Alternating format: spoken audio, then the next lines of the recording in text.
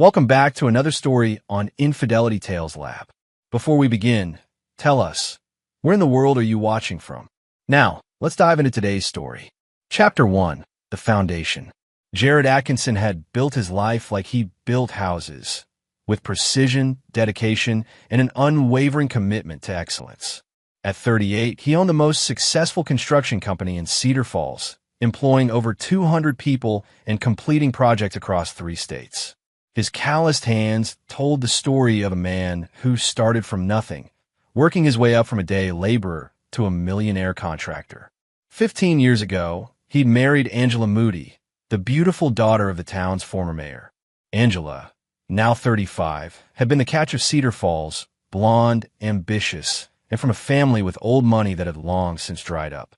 The Moody name still carried weight, but the bank accounts had been empty for a generation. Their marriage had seemed perfect to outsiders. Angela played the role of the successful businessman's wife flawlessly, organizing charity events and maintaining their sprawling estate on Maple Ridge. But Jared noticed the changes over the years, the coldness that crept into her touch, the way she'd disappear for hours without explanation, the expensive purchases that didn't match any occasion. Their son, Trevor Atkinson, was 14 and the light of Jared's life. The boy had inherited his father's work ethic and his mother's intelligence, excelling in both academics and sports. Jared coached Trevor's baseball team, and they spent every weekend working on projects in the garage, a tradition that Angela had long since stopped participating in. The pregnancy had been a surprise. After 14 years of marriage and multiple miscarriages, they'd assumed Trevor would be their only child. Angela's announcement 6 months ago had been met with mixed emotions. Jared was thrilled, while Angela seemed distant and anxious. Dr. Edmund Harrington had been the Atkinson family physician for over a decade. A man in his 60s with graying temples and kind eyes. He delivered several babies in Cedar Falls and was known for his gentle bedside manner. He'd been monitoring Angela's pregnancy closely, given her history and age. As Jared sat in the waiting room of Harrington's practice, he reflected on how different this pregnancy felt from when Angela carried Trevor. She'd been glowing then, excited about every milestone. This time, she seemed burdened, often staring off into space with a worried expression she claimed was just hormonal anxiety. Chuck Lake, Jared's business partner and best friend since high school, had noticed the changes too. Chuck managed the financial side of Atkinson Construction while Jared handled operations. He'd mentioned seeing Angela around town at odd hours, always checking her phone with a secretive smile that didn't reach her eyes. "Something's not right with her, man," Chuck had said just last week over their usual Friday beer. Sarah saw her at the coffee shop on Main Street, deep in conversation with some guy she didn't recognize. When Sarah waved, Angela practically jumped out of her skin. Jared had dismissed it then, but the seed of doubt had been planted. Angela's behavior had become increasingly erratic, coming home late from shopping trips with no bags, taking phone calls in private, and showing little interest in preparing for the baby's arrival. The morning of the appointment, Angela had been unusually quiet. She'd barely touched her breakfast and seemed nervous, constantly checking her reflection in every mirror they passed. When Jared suggested they grab lunch after the appointment to celebrate their healthy baby, she'd simply nodded without enthusiasm. Now, as he waited for her to emerge from the examination room, Jared tried to push away the nagging feeling that something was terribly wrong. He'd built his success on trusting his instincts, and every instinct was screaming that his perfectly constructed life was about to crumble. Chapter 2, The Web of Deception. Dr. Harrington's examination room felt smaller than usual as Angela lay on the table, her shirt pulled up to expose her rounded belly. The gel felt cold against her skin, but not as cold as the fear running through her veins. She'd been dreading this appointment for weeks, knowing that modern ultrasound technology would reveal what she'd been desperately trying to hide. The affair had started innocently enough 8 months ago. Marcos Jennings was a smooth-talking real estate developer from the state capital, 32 years old with dark hair and a charming smile that had caught Angela's attention at a charity fundraiser. Unlike Jared, who was always covered in construction dust and talked about building codes and job sites, Marcos wore expensive suits and spoke of international investments and luxury developments. Angela had felt trapped in Cedar Falls for years. While Jared was content building his empire in their small town, she'd always dreamed of something bigger. City life, sophisticated social circles, and the kind of wealth that bought respect rather than earned it through calloused hands and honest work. Marcos had pursued her relentlessly after that first meeting. Expensive flowers arrived at the house when Jared was at work. Text messages filled with poetry and promises of a life beyond the confines of small-town America. He'd rented a luxury suite at the Grandview Hotel, 40 minutes outside town, where they'd meet twice a week for passionate encounters that made Angela feel alive in ways she'd forgotten. The pregnancy had been an accident, a moment of carelessness when passion overrode common sense.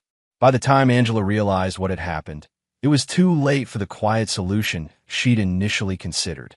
The timeline was wrong, dangerously wrong. She'd been with Marcos 3 weeks before the last time she'd been intimate with Jared. Dr. Harrington moved the ultrasound wand across her belly, his expression becoming increasingly troubled as he studied the monitor.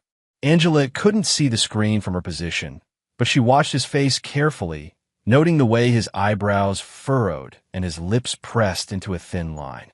"Is everything all right?" she asked, trying to keep her voice steady. The doctor didn't answer immediately. He was calculating dates in his head, cross-referencing the baby's development with the conception timeline Angela had provided months ago. The measurements were off, significantly off. This baby was conceived at least 3 weeks earlier than Angela had claimed. In his 40 years of practice, Dr. Harrington had seen this situation before.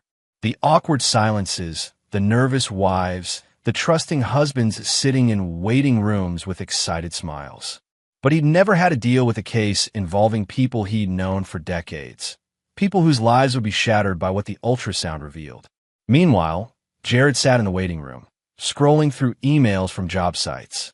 Atkinson Construction was in the middle of their biggest project yet, a luxury hotel complex that would establish them as the premier builders in the region.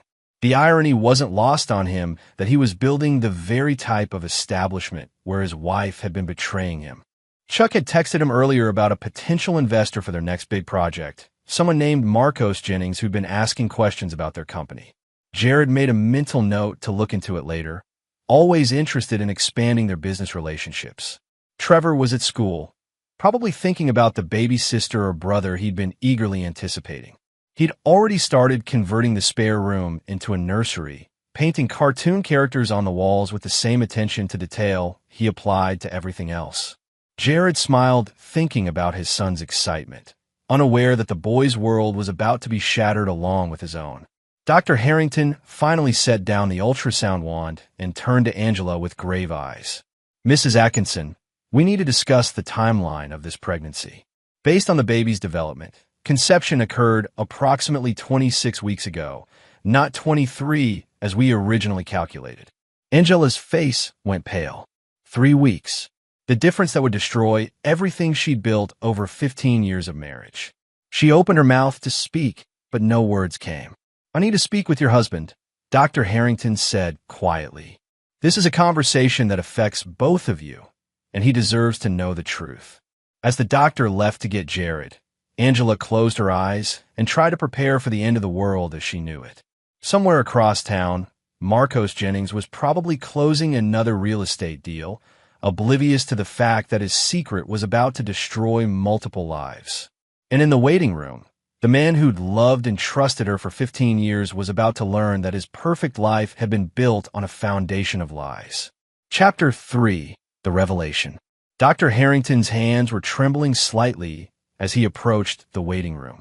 In 4 decades of medical practice, he delivered difficult news countless times, but never had the stakes felt so personal.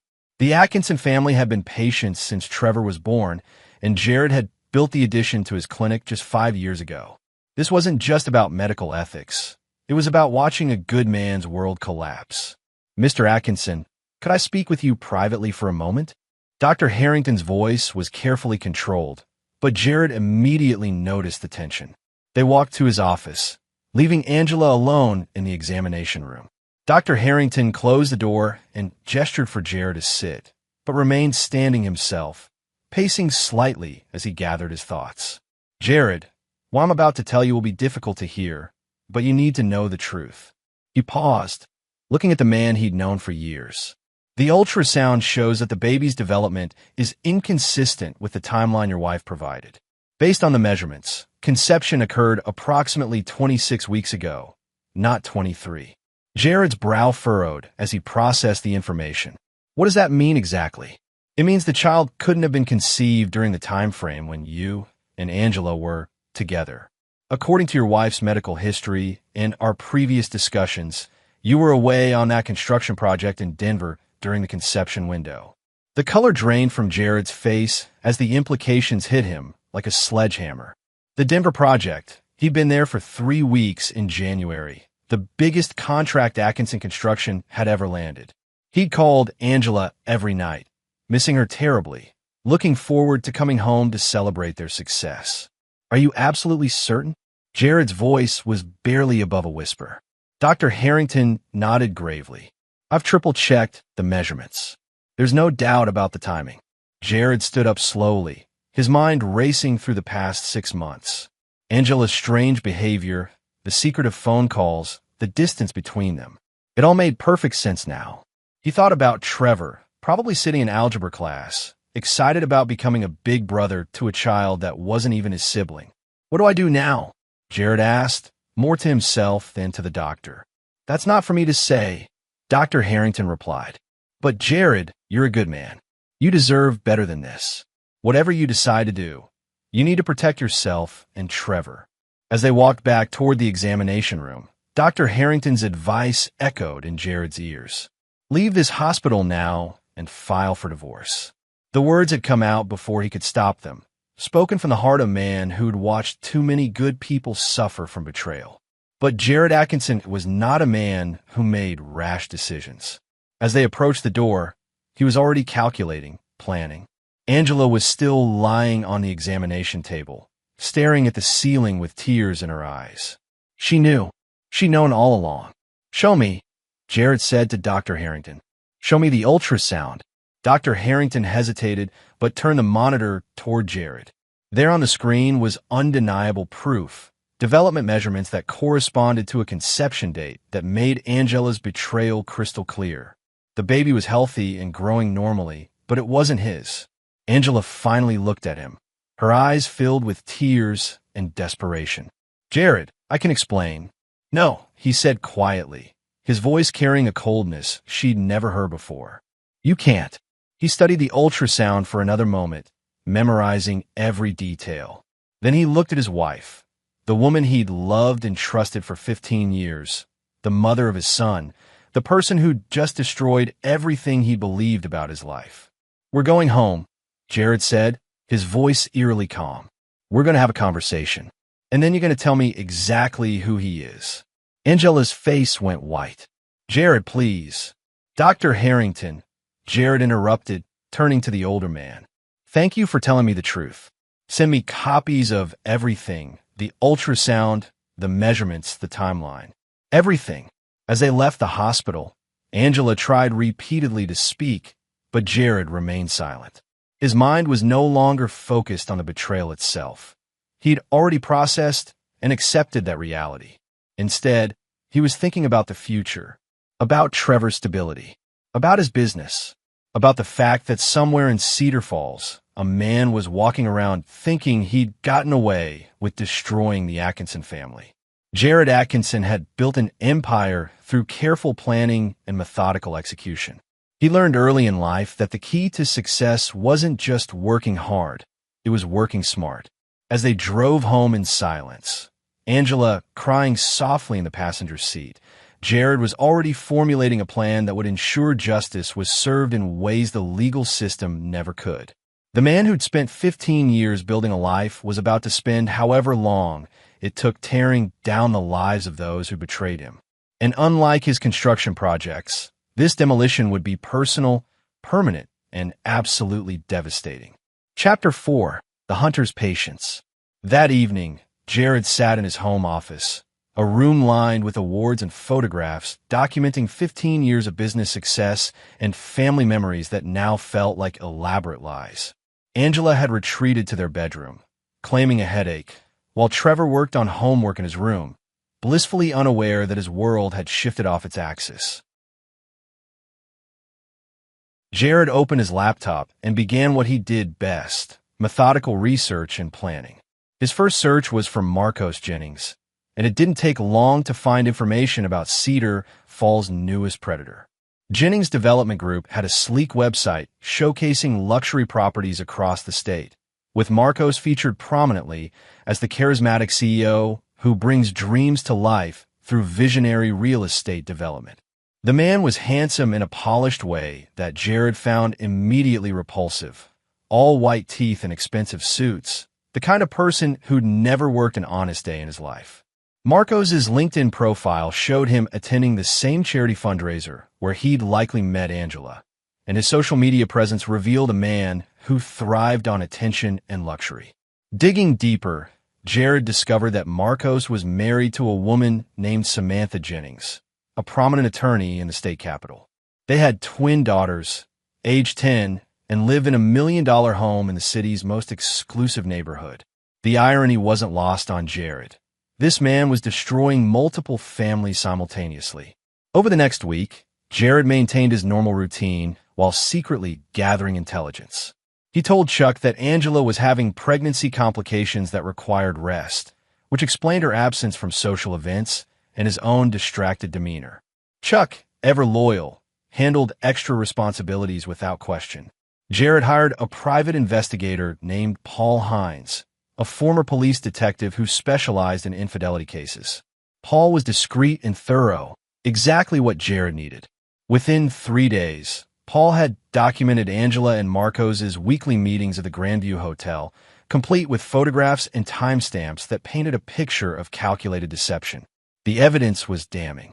Angela had been using money from their joint account to pay for the hotel room. She told Jared she was shopping or visiting her sister Muriel in the next town over, but instead was 40 minutes away in a luxury suite, playing house with a man who was lying to his own family just as thoroughly. But Jared wanted more than just evidence of the affair. He wanted to understand the full scope of the betrayal and ensure his response would be comprehensive and permanent.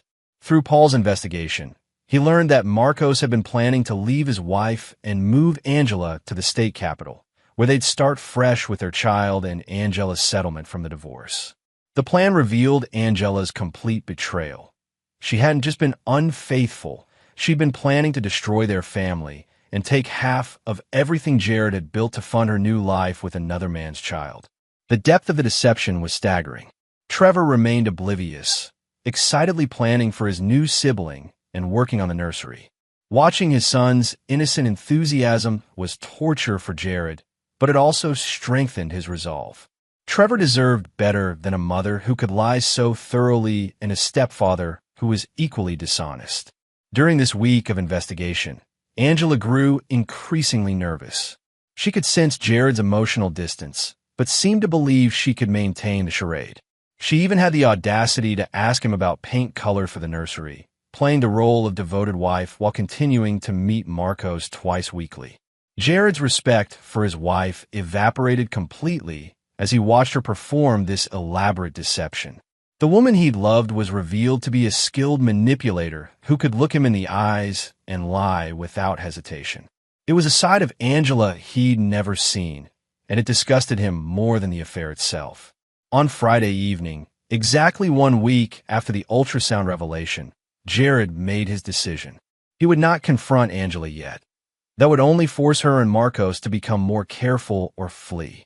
Instead, he would execute a plan that would expose their betrayal publicly while ensuring they face consequences far beyond a simple divorce settlement.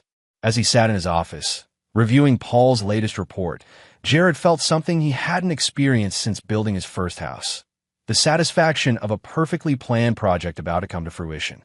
Angela and Marcos had made the mistake of underestimating a man who'd built an empire through patience, intelligence, and unwavering determination.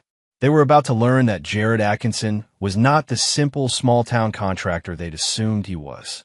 He was a man with resources, connections, and most importantly, the ruthless focus to ensure that those who betrayed him would regret it for the rest of their lives. The hunting season was about to begin, and Jared Atkinson had never missed his target. Chapter 5. The Trap. 2 weeks after the ultrasound revelation, Jared was ready to spring his trap. He'd spent every moment planning meticulously, using the same attention to detail that had made Atkinson Construction the most successful building company in the region.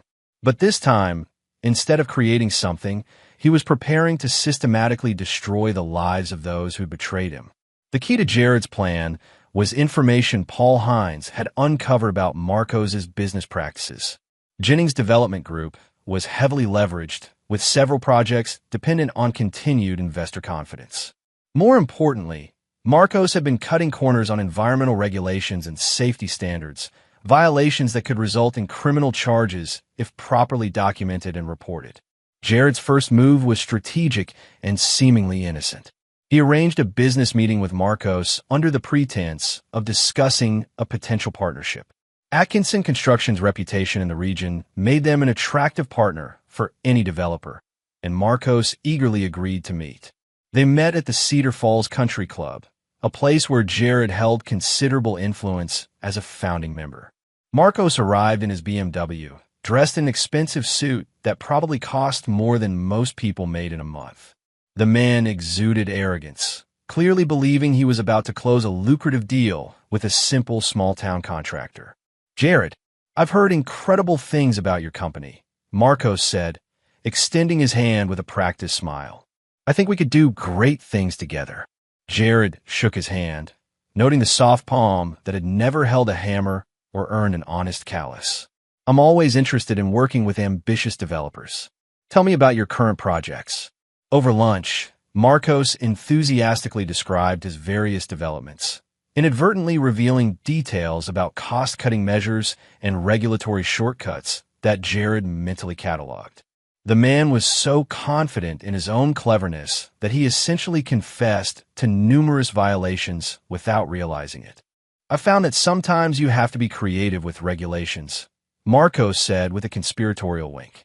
"Environmental impact studies can be interpreted flexibly if you know the right people." Jared nodded thoughtfully, secretly recording the conversation on his phone. "That's very interesting. I'd love to see some of your sites firsthand." They arranged for Jared to visit 3 of Marcos's current projects over the following week. What Marcos didn't know was that Jared was documenting everything: safety violations, environmental damage, code violations, and evidence of bribery. Each site visit provided more ammunition for the eventual legal destruction of Jennings Development Group. Meanwhile, Angela's behavior became increasingly erratic. She'd missed her appointment with Dr. Harrington the previous week, claiming she wasn't feeling well. In reality, she was panicking about the timeline discrepancy and had been researching ways to explain it away. She'd even considered claiming the baby was premature, but the ultrasound measurements made that impossible. Her affair with Marcos continued, but their meetings were now filled with anxiety rather than passion. Angela sensed that Jared knew something, though she couldn't pinpoint exactly what had changed. Marcos dismissed her concerns, confident that his charm and her husband's trusting nature would protect them. During this time, Jared also began securing his assets. Working with his attorney, Jeffrey Dunn, he restructured Atkinson Construction to protect the company from any potential divorce settlement. Jeffrey was an old friend who'd helped Jared build his business empire, and he asked no questions when Jared requested aggressive asset protection strategies. "Jared, if you're concerned about liability issues, we can create a more complex corporate structure," Jeffrey suggested during one of their meetings. "Do it," Jared replied. "I want everything protected.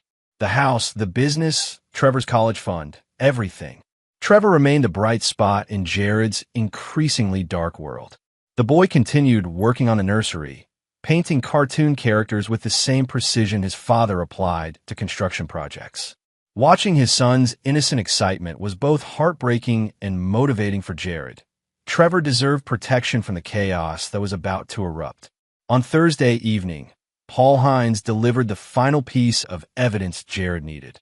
Through careful surveillance and strategic information gathering, Paul had discovered that Marcos was planning to leave his wife Samantha within the next month. The plan was for Angela to file for divorce immediately after, claiming irreconcilable differences, and then move to the state capital with the baby once it was born. "They've got it all figured out," Paul reported.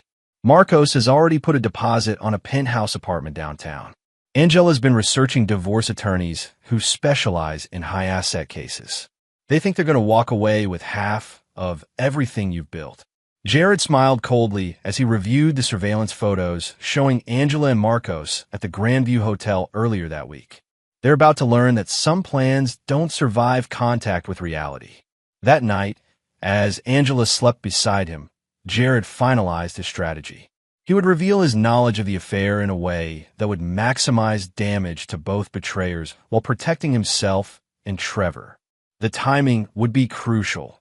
He needed to coordinate multiple moving parts to ensure neither Angela nor Marcos could escape the consequences of their actions. Phase 1 had been intelligence gathering.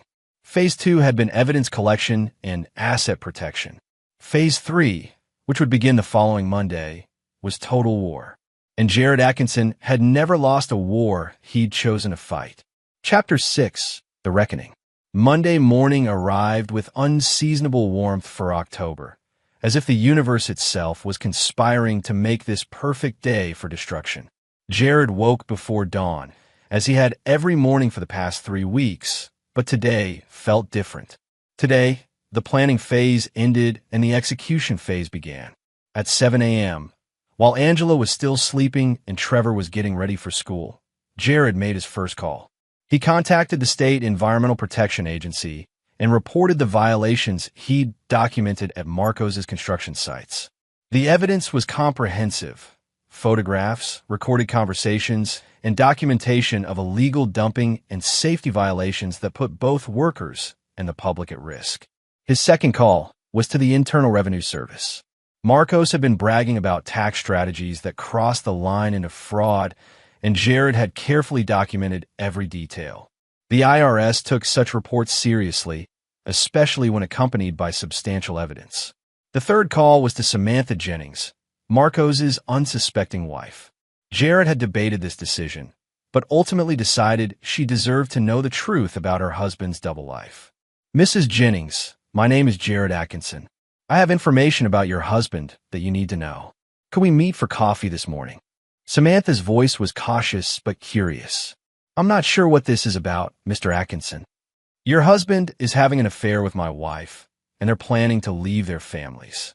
I have extensive documentation, and I thought you should see it before making any decisions about your future." The silence on the other end lasted nearly 30 seconds before Samantha spoke again. "What kind of documentation?" They arranged to meet at a coffee shop near Samantha's law office.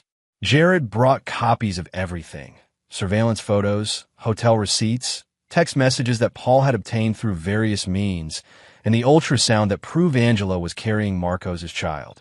Samantha Jennings was an impressive woman, intelligent, composed, and clearly devastated by the evidence, but determined to handle the situation professionally. As a family law attorney, she understood the implications immediately. "This is comprehensive," she said, reviewing the documents. "You've essentially built an airtight case against both of them." "That was the intention," Jared replied. "Your husband has been planning to leave you for my wife. They think they're going to take half of everything I've built to fund their new life together." Samantha's eyes hardened. "Not if I file first. Marcos doesn't know that I've been documenting his suspicious behavior for months. Combined with your evidence." They spent the next hour coordinating their strategies. Samantha would file for divorce that afternoon, seeking full custody of their daughters and requesting forensic accounting of all Marcos' business dealings. Her legal connections would ensure the process moved quickly and aggressively. Meanwhile, Angela was at Dr. Harrington's office for a rescheduled appointment she couldn't avoid any longer. The doctor had insisted on seeing her after she'd missed the previous week's visit. She sat nervously in the waiting room, unaware that her world was already beginning to collapse around her. At noon, Jared returned home to find Angela in the kitchen, preparing lunch with nervous energy. She looked up as he entered, attempting a smile that didn't reach her eyes. "How was your morning?" she asked, her voice artificially bright. "Productive," Jared replied, setting his briefcase on the counter. "We need to talk." Something in his tone made Angela freeze. She'd been dreading this conversation for weeks, but had hoped she could maintain the charade until the baby was born and she could execute her escape plan with Marcos. "What about?" she asked, though she already knew. Jared opened his briefcase and removed a manila folder. He spread its contents across the kitchen table: surveillance photos, hotel receipts, ultrasound images, and documented evidence of Angela's affair. The evidence was overwhelming and undeniable. Angela's face went white as she stared at the photographs of herself and Marcos at the Grandview Hotel. "Jared, I can explain." "No," he said quietly. "You can't, because there is no explanation that justifies what you've done to our family." He sat down across from her, his voice remaining calm and controlled. "I know about Marcos Jennings. I know about your weekly meetings at the Grandview Hotel. I know that the baby you're carrying is his, not mine. And I know about your plan to divorce me and move to the state capital with my money." Angela began crying, but Jared felt no sympathy. The woman sitting across from him was a stranger who'd systematically destroyed 15 years of marriage and trust. "I also know," he continued, "that you've been planning this for months. The hotel receipts go back to January, when I was in Denver closing the biggest deal of my career. While I was working 18-hour days to secure our future, you were planning to destroy it." "Jared, please," Angela sobbed. "It's not what you think." "It's exactly what I think," he replied. "But here's what you don't know. As of this morning, Marcos Jennings is facing federal environmental violations charges, IRS fraud investigations, and a divorce filing from his wife, who now has all the evidence of his affair. His business will be destroyed, his assets frozen, and his reputation ruined."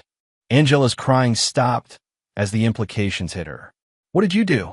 "I protected my family and ensured that the people who betrayed us faced appropriate consequences," Jared said. "Marcos won't be taking care of you or your baby. He'll be lucky if he's not in federal prison." As if on cue, Angela's phone buzzed with a text message from Marcos. "Emergency. Need to talk immediately. Everything's falling apart." Jared watched his wife read the message, seeing the exact moment when she realized that her carefully planned escape route had been completely eliminated. The man she'd betrayed her family for was about to become a liability rather than a salvation. "Pack your things," Jared said, standing up. "You have until Trevor gets home from school to leave this house. After that, all communication goes through attorneys." Angela looked up at him with desperate eyes. "What about the baby? What about our family?" "This isn't our family anymore," Jared replied. "And that isn't my child. You made your choices, Angela. Now you get to live with the consequences." As he walked toward his office to make another round of calls, Jared felt something he hadn't experienced in months: peace. The planning was over, the truth was revealed, and justice was being served.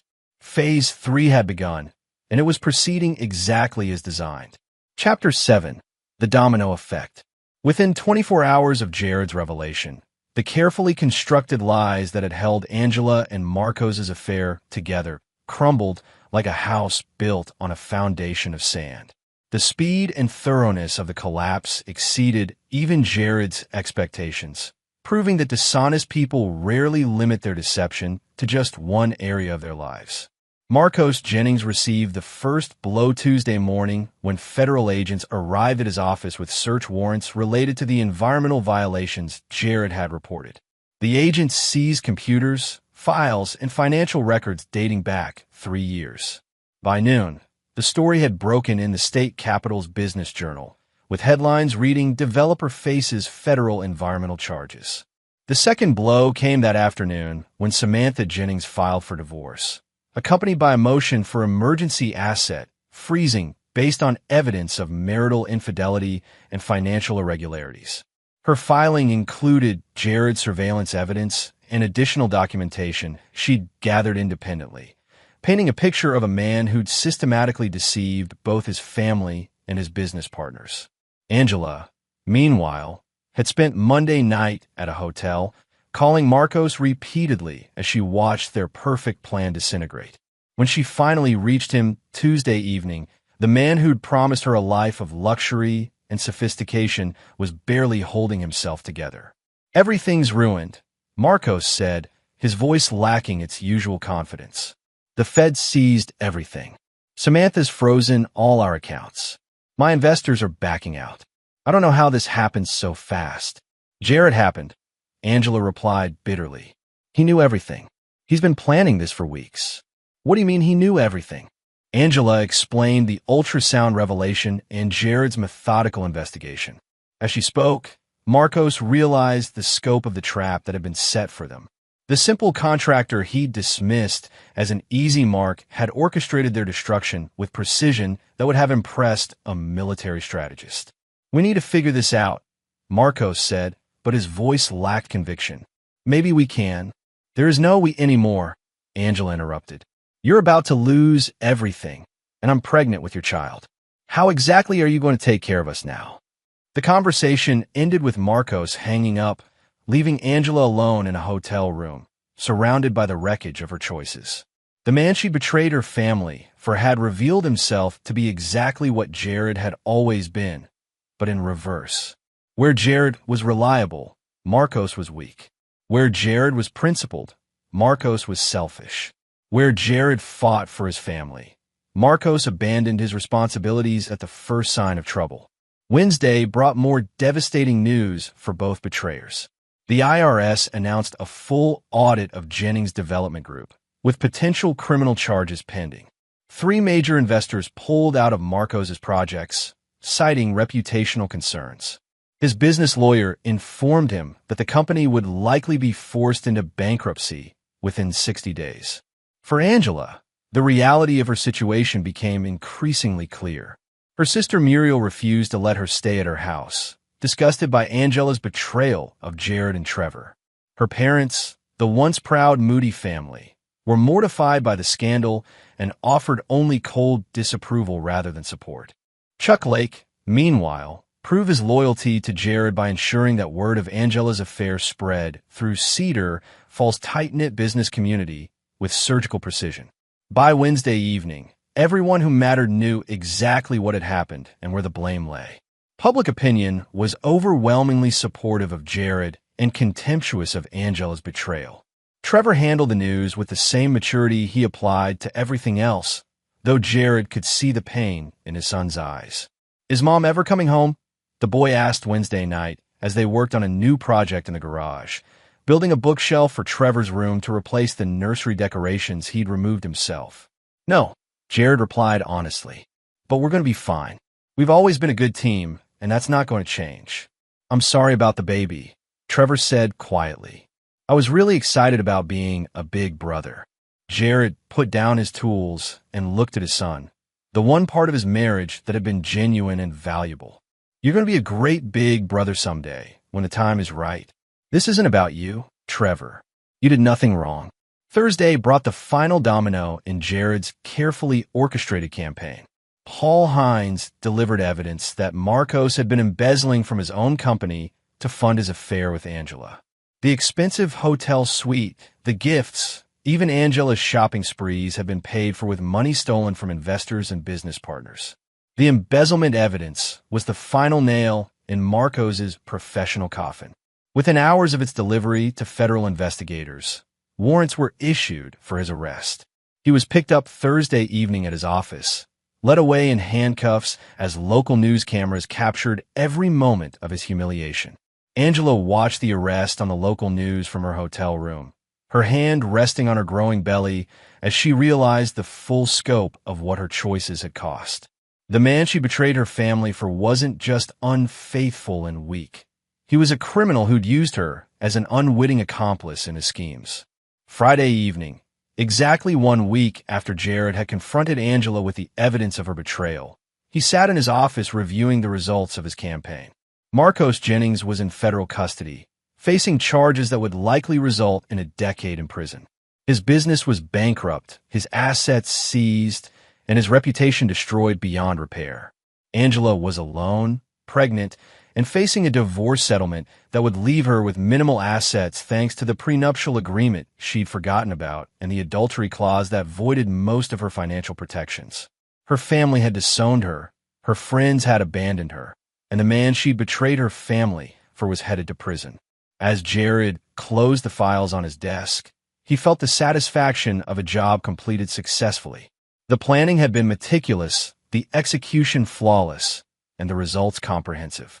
The people who had betrayed him were facing consequences proportionate to their actions, while he and Trevor were free to rebuild their lives on a foundation of truth rather than lies. Phase 3 was complete. It was time to begin Phase 4, building something better from the ashes of what had been destroyed. Chapter 8. The New Foundation. 3 months had passed since the ultrasound revelation that changed everything, and Cedar Falls had settled into a new normal that reflected the consequences of choices made and justice served. Winter had arrived early, blanketing the town in snow that seemed to cleanse the air of the scandal that had dominated local conversations through the fall. Marcos Jennings was serving a 7-year federal sentence for embezzlement and environmental crimes. The prosecution had been swift and merciless, with the evidence Jared provided forming the backbone of a case that left no room for plea bargaining. The man who'd once strutted around in expensive suits now wore prison orange and had aged 10 years and 3 months. His twin daughters lived with their mother, who'd successfully claimed most of his remaining assets and moved them to a different state to escape the scandal. Angela had given birth to a daughter in December, a beautiful baby girl she'd named Cora. The birth had been difficult, both physically and emotionally, as she faced motherhood alone in a small apartment across town, supported only by welfare and the minimal alimony the court had awarded given her adultery. The once proud mayor's daughter now worked part-time at a grocery store, struggling to make ends meet while caring for an infant whose father would be in prison until she was school-aged. The irony wasn't lost on anyone in Cedar Falls that Angela, who dreamed of escaping to a life of luxury and sophistication, had instead found herself trapped in the kind of poverty she'd always looked down upon.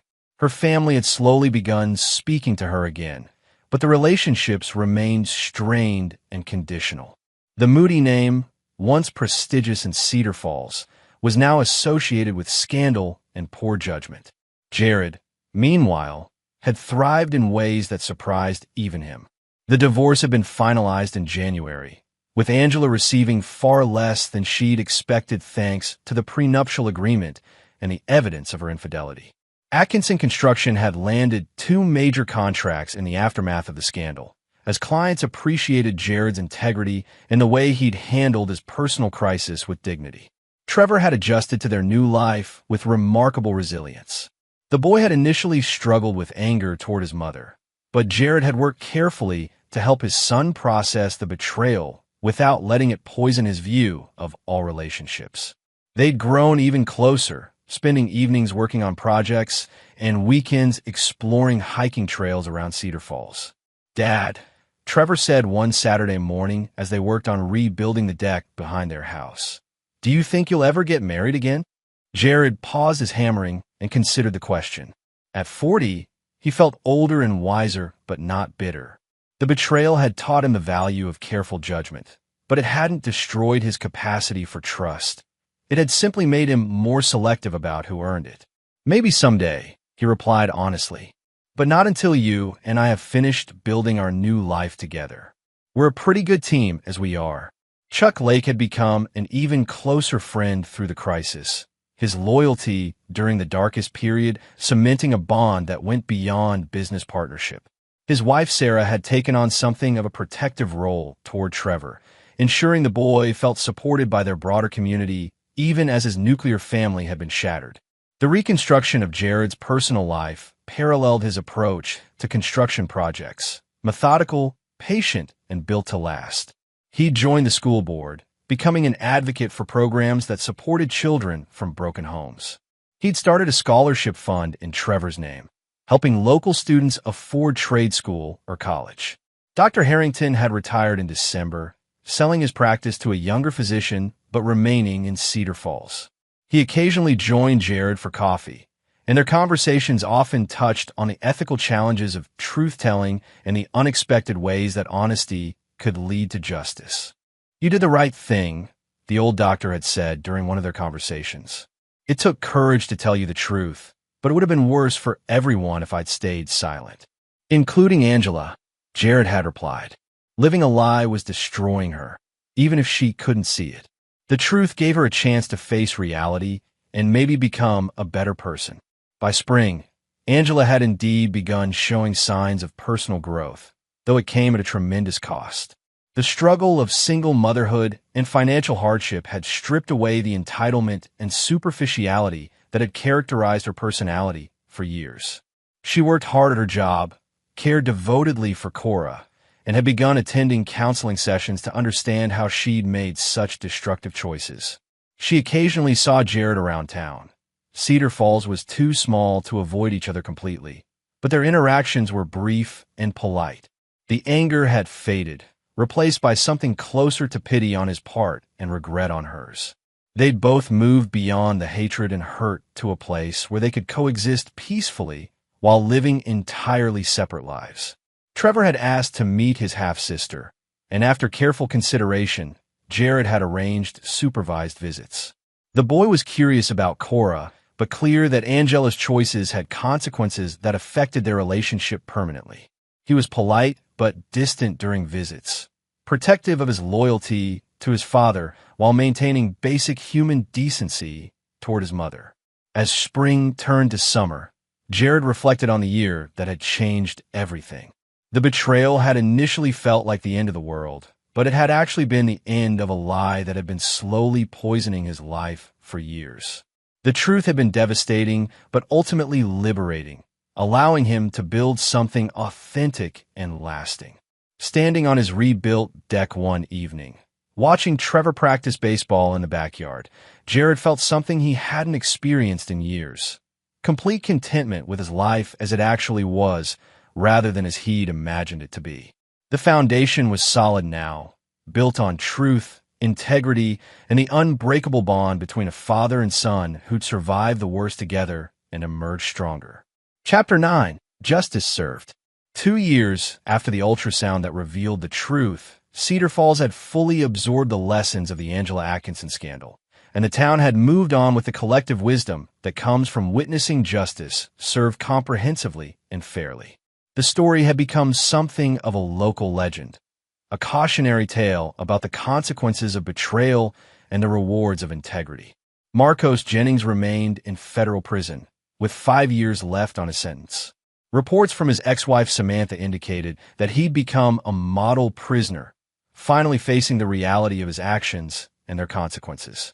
His daughters were thriving under their mother's care, having moved across the country where they could build new lives free from their father's legacy of dishonesty.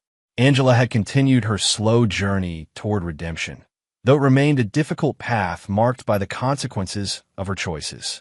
She'd been promoted to assistant manager at the grocery store, a modest achievement that represented genuine progress in rebuilding her life. Cora was a healthy, happy 2-year-old who brought moments of joy to Angela's otherwise challenging existence. The relationship between Angela and Trevor had evolved into something civil but distant. The boy, now 16 and increasingly mature, visited his mother occasionally, but made it clear that his primary loyalty remained with his father. He'd grown into a young man who embodied Jared's best qualities: integrity, work ethic, and loyalty, while avoiding the bitterness that might have consumed someone who'd experienced such family trauma at a younger age. She made her choices, Trevor had said to his father one evening as they discussed whether to attend Angela's graduation from a community college business program. "I can respect that she's trying to do better without forgetting what she put us through." They attended the graduation ceremony, sitting in the back and leaving immediately afterward. Angela had looked across the auditorium and nodded in acknowledgement, understanding that their presence represented a form of closure rather than reconciliation. She was grateful for their witness to her small achievement, even knowing that the damage to their relationship could never be fully repaired. Jared had found love again, though he'd approached it with the careful deliberation that now characterized all his major decisions. Pearl Downing was a widow who'd moved to Cedar Falls to be closer to her adult children. She was kind, intelligent, and shared Jared's values of honesty and hard work. Their relationship had developed slowly over 18 months, with both understanding the importance of building something genuine rather than rushing into commitment. Trevor approved of Pearl, appreciating her respect for his relationship with his father and her understanding that she wasn't trying to replace his mother, but rather to add something positive to their lives. The three of them had formed a comfortable family unit that honored the past while building toward the future. Atkinson Construction had grown dramatically, expanding into 3 states and employing over 400 people. The company's reputation for integrity had become its greatest asset, with clients specifically seeking them out because of Jared's character. The scandal that could have destroyed him had instead become proof of his principles and judgment. Chuck Lake had become a full partner in the business, their friendship deepened by the trials they'd weathered together. Chuck's wife, Sarah, had developed a close relationship with Pearl, creating a social circle that supported both couples while respecting their individual needs and boundaries.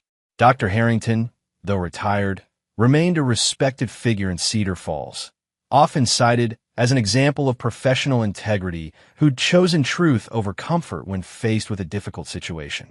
His courage in revealing Angela's deception had prevented years of additional deception and allowed everyone involved to face reality and make better choices. Paul Hines, the private investigator who'd helped Jared gather evidence, had become something of a local celebrity, with other betrayed spouses seeking his services based on his thorough and professional work on the Atkinson case. He developed a reputation for discretion and competence that made him the go-to investigator for sensitive family matters throughout the region. On a warm Saturday evening in June, exactly 3 years after the ultrasound revelation, Jared stood on his deck. The same deck he'd rebuilt during the darkest period of his life, surrounded by the people who'd proven their loyalty and worth. Chuck and Sarah were there with their children. Pearl was helping Trevor prepare for his senior year of high school. Jeffrey Dunn, his attorney, had stopped by with his family for the barbecue that had become an annual celebration of survival and renewal. As Jared watched this gathering of genuine relationships built on truth and mutual respect, he reflected on the journey that had brought him to this moment. The betrayal that had nearly destroyed him had ultimately saved him from a life built on lies.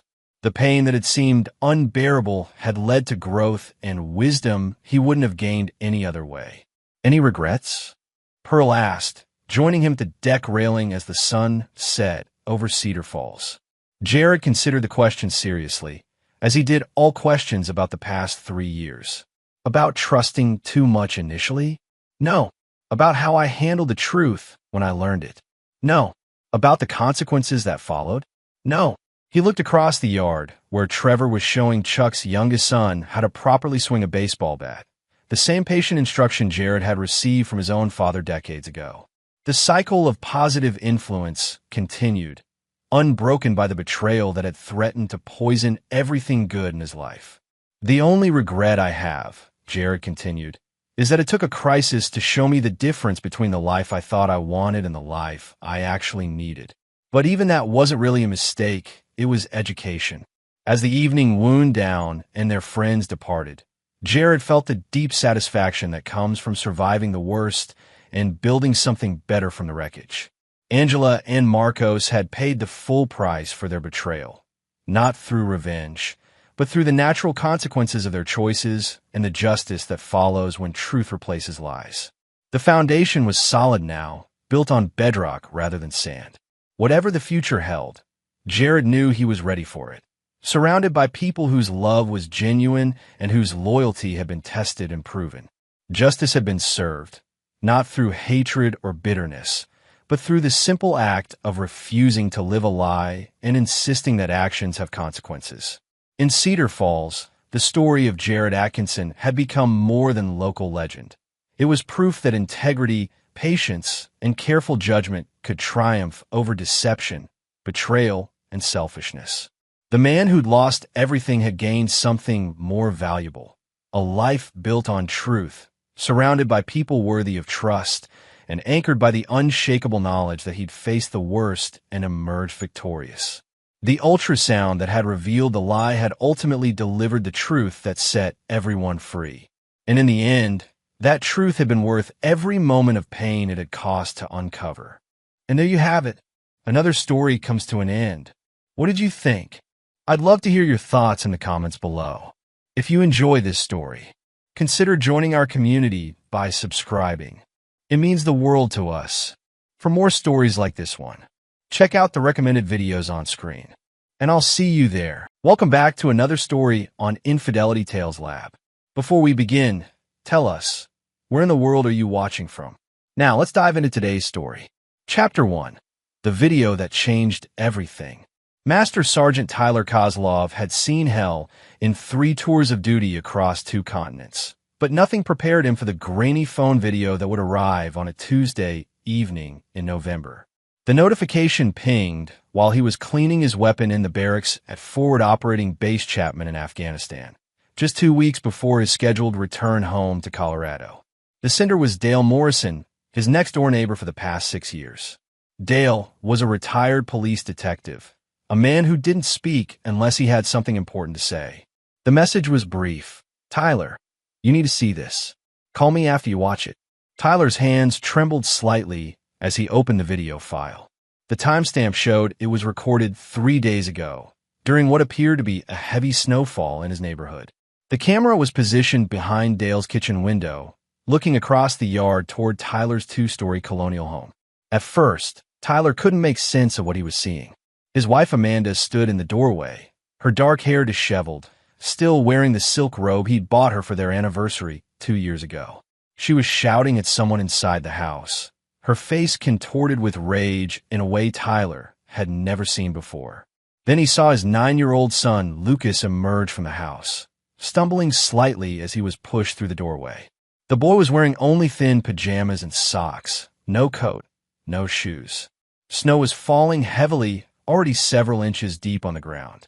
Tyler's blood turned to ice as he watched Amanda grab Lucas by the arm and drag him further into the yard. Even through the muffled audio, her words were clear enough. You ruined my body and my life. I should have aborted you when I had the chance. Lucas was crying, his small body already shivering violently in the frigid air. He tried to pull away to get back to the warmth of the house, but Amanda's grip was firm. She shook him hard enough that his head snapped back and forth. Please, Mom, I'm sorry. I didn't mean to spill the juice. Lucas's voice was barely audible over the wind, but Tyler caught every heartbreaking word. Then came the moment that would haunt Tyler forever. Amanda's mother, Patricia Hendricks, appeared in the doorway holding what looked like a glass of wine.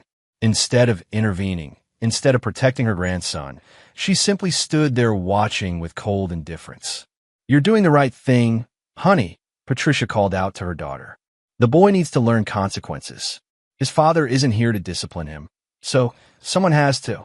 Amanda left Lucas standing barefoot in the snow for what felt like an eternity before finally allowing him back inside. The video ended with Lucas limping through the door, his small feet red and raw from the cold. Tyler watched the video 3 more times, each viewing making his rage burn hotter. This wasn't discipline. This was abuse. This was his wife, the woman he'd trusted to care for their son while he served his country, torturing their child. He immediately called Dale, his voice barely controlled. How long has this been going on? I don't know for sure. Dale's gruff voice came through the satellite connection. But I've been hearing raised voices more often lately. This was the first time I actually saw what was happening. I debated whether to call the police or wait for you to come home. Any sign of... Tyler couldn't bring himself to say the name, but Dale understood.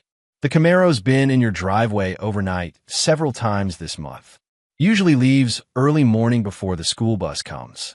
Brent Kozlow, Amanda's old college boyfriend, who'd resurfaced 6 months ago when Tyler deployed. Tyler had suspected something was developing, but had trusted Amanda when she assured him Brent was just helping around the house, while Tyler was overseas.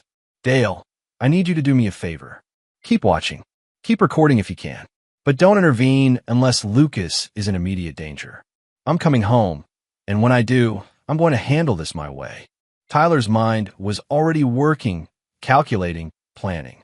20 years in special forces had taught him patience, precision, and the value of gathering intelligence before striking. He would need to know everything, every detail of what had been happening in his absence, every person involved, every weakness he could exploit. That night, Tyler began making calls. First to his commanding officer to arrange emergency leave. Then to his lawyer, Tom Bradford, a former Army Ranger who owed Tyler his life from a firefight in Kandahar 5 years earlier. Tom, I need you to prepare divorce papers. Full custody. I also need you to research child abuse laws in Colorado and what kind of evidence I'll need for criminal charges. Tyler, what's going on? War's come home, brother. And I'm going to finish it. The next call was to his older brother Marcus, a private investigator in Denver who specialized in surveillance and background checks for high-profile divorces. Mark, I need everything you can dig up on Amanda and her mother Patricia. Financial records, communications, any legal troubles. Also, run a full background on Brent Kozlow, Amanda's college boyfriend. I have a feeling there's more to his story. How deep do you want me to go? Ocean floor deep. I want to know what they had for breakfast last Tuesday. Tyler's final call that night was to someone he'd hoped never to contact again. Vincent Torino ran a private security company in Las Vegas, staffed entirely by former special operations personnel. Vincent's services operated in the gray areas between legal and illegal, and his methods were as effective as they were questionable. Tyler fucking Kozlov, heard you were still playing soldier in the sandbox. I need a consultation, Vinny, the kind that requires your special touch. Someone needs to disappear, not disappear, destroyed. Completely and utterly ruined. But I want them alive to suffer through every second of it. Vincent's laugh was cold as winter wind. That's my specialty. When do you need me? I'll land in Denver in 4 days. After that, we plan. Then we execute. Tyler spent his remaining nights in Afghanistan meticulously planning his return. He studied every detail of the video, memorizing the layout of his yard, the positioning of windows, the sight lines from neighboring houses. He analyzed Amanda's body language, her expression, her words. This wasn't a momentary lapse in judgment. This was calculated cruelty toward an innocent child. By the time Tyler boarded the transport plane that would take him home, he had transformed from soldier into something far more dangerous. A father with nothing left to lose and the skills to make his enemies pay for every tear his son had shed. The war in Afghanistan was over for Tyler Kozlov. The war for his son's future was just beginning. Chapter 2. Intelligence Gathering. Tyler's return to Colorado Springs was deliberately low-key. Instead of going straight home, he checked into a modest motel 15 miles away under a false name, a skill Vincent had taught him years ago. He needed time to observe, to gather intelligence, to understand exactly what his family had become in his absence. Marcus met him at the motel that evening, carrying 2 thick folders and wearing the grim expression Tyler remembered from their childhood when someone had crossed one of the Kozlov brothers. You're not going to like what I found, Marcus said, settling into the room's single chair while Tyler remained standing, his military bearing unchanged even in civilian clothes. Start with Amanda. Marcus opened the first folder. Your wife has been busy. Bank records show she's been withdrawing cash regularly. Small amounts, but frequent. 300 here, 500 there. Adds up to about 4,000 over the past 2 months. Untraceable spending money. Gets better. I tracked her cell phone records. Hundreds of texts and calls to Brent Kozlow, but also to several numbers I couldn't immediately identify. So I dug deeper. Marcus pulled out a series of photographs. Tyler's jaw clenched as he recognized his wife in various restaurants and bars around the city, always with Brent, but sometimes with other people Tyler didn't recognize. The woman in the red dress is Kelly Vasquez. She runs an upscale escort service that caters to married women looking for excitement. The man in the expensive suit is Dr. Richard Frost, a plastic surgeon who's been sued twice for performing procedures without proper consent. Tyler studied the photos. Amanda looked different, thinner, her clothes more revealing, her smile artificial. She's planning something. There's more. I found out why Patricia's been so supportive of Amanda's behavior. Your mother-in-law has a gambling problem. Bad one. She owes $43,000 to some very unpleasant people in Las Vegas. Guess who's been making payments on that debt? Brent. Every month like clockwork. But here's the interesting part. Brent doesn't have that kind of money. At least, not from any legitimate source I can trace. Marcus opened the second folder, revealing surveillance photos of Brent Coslow. Tyler barely recognized the man Amanda had dated briefly in college. Brent had always been soft, unremarkable. The man in these photos was different. Expensive clothes, expensive car, expensive watch. Brent's been living well above his means for someone who supposedly works as a freelance marketing consultant. No legitimate business licenses, no major clients I can identify, but plenty of cash flow. Vincent's people did some digging on the Vegas end. Tyler's phone buzzed with a text from Vincent. Your boy Brent's been running a sophisticated catfishing operation. Targets military wives, builds emotional connections while their husbands are deployed, then blackmails them with intimate photos and videos. Very profitable. The pieces were falling into place. Tyler could see the full picture now. Amanda hadn't just fallen for an old flame. She'd been targeted, manipulated, and was now trapped in Brent's web. But instead of being a victim, she'd chosen to become a willing participant, even at the cost of abusing their son. There's one more thing, Marcus said quietly. I found records of Amanda visiting Dr. Frost's office 6 times in the past month.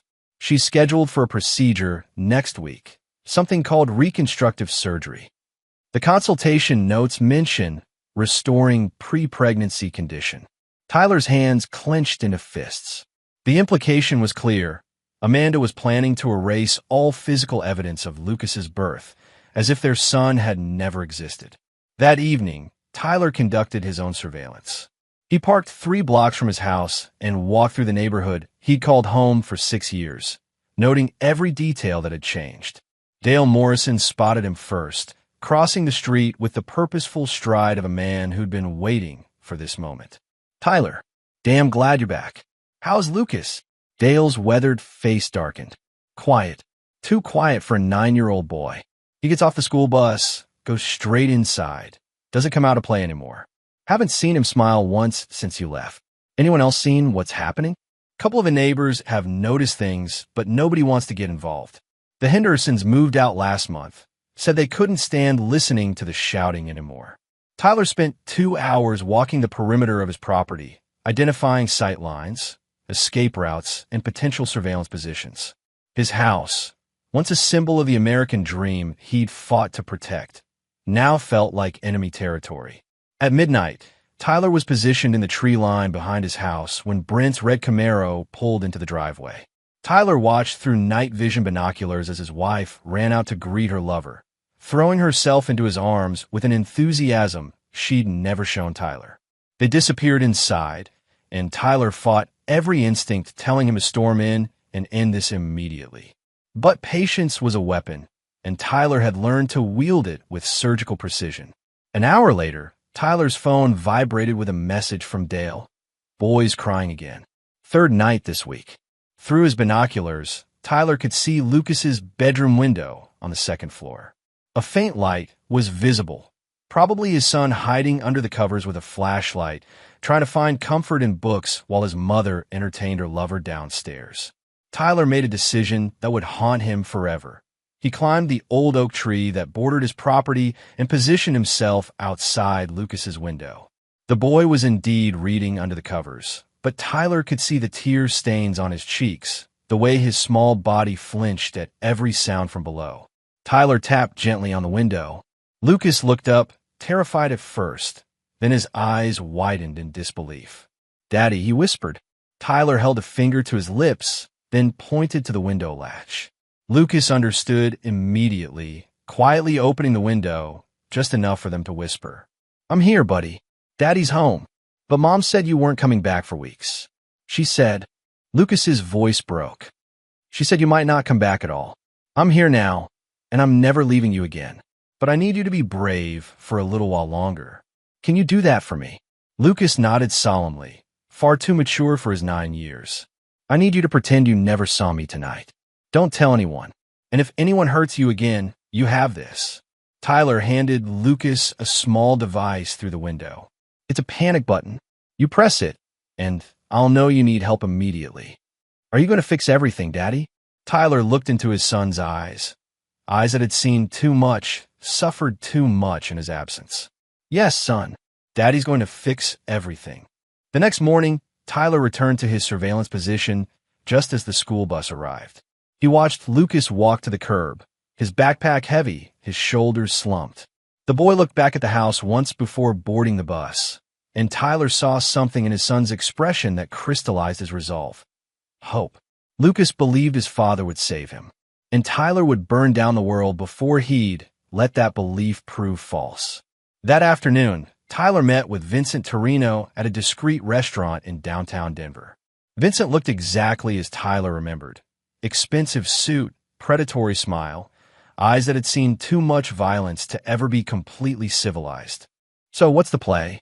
Vincent asked after Tyler laid out the situation. I want them destroyed. Not killed, that's too easy. I want them to live with the consequences of what they've done. I want them to understand that crossing Tyler Kozlov was the worst mistake of their pathetic lives. Brent's the easier target. His whole operation depends on staying under the radar. A few strategic moves, and I can have the FBI crawling up his ass by Friday. No, too quick. I want something more personal.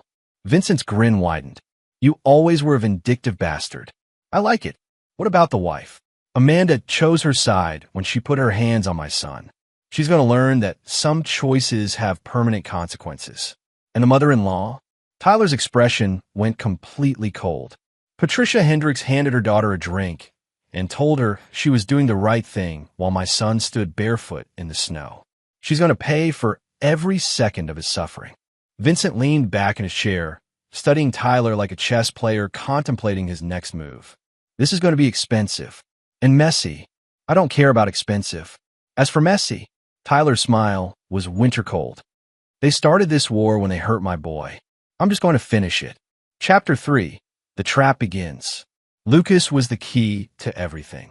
Tyler realized that any plan for revenge had to begin with getting his son to safety, both physical and legal. The boy was the only innocent in this mess, and Tyler would not allow his quest for justice to cause Lucas any more pain. Tyler spent the next week conducting careful surveillance while maintaining the fiction that he was still in Afghanistan. Amanda had no idea he was home, which gave him the perfect opportunity to document her behavior and build an airtight case for full custody. Working with Marcus and a team of private investigators, Tyler gathered evidence methodically. Hidden cameras captured Amanda's verbal abuse, her neglect, and her increasingly erratic behavior as she spiraled deeper into Brent's web of manipulation. The evidence was damning. Amanda leaving Lucas alone for hours while she met with Brent, screaming at the boy for minor infractions, and worst of all, threatening him when he asked when his father was coming home. But Tyler needed more than evidence of abuse. He needed Amanda to reveal her true intentions, to expose the depth of her betrayal in a way that would strip away any sympathy a family court judge might have for her. The opportunity came when Tyler learned about Amanda's scheduled surgery with Dr. Frost. Through Vincent's contacts, Tyler discovered that Amanda wasn't just planning reconstructive surgery. She was planning to completely reinvent herself. New face, new body, new identity documents that Vincent's people had helped her acquire.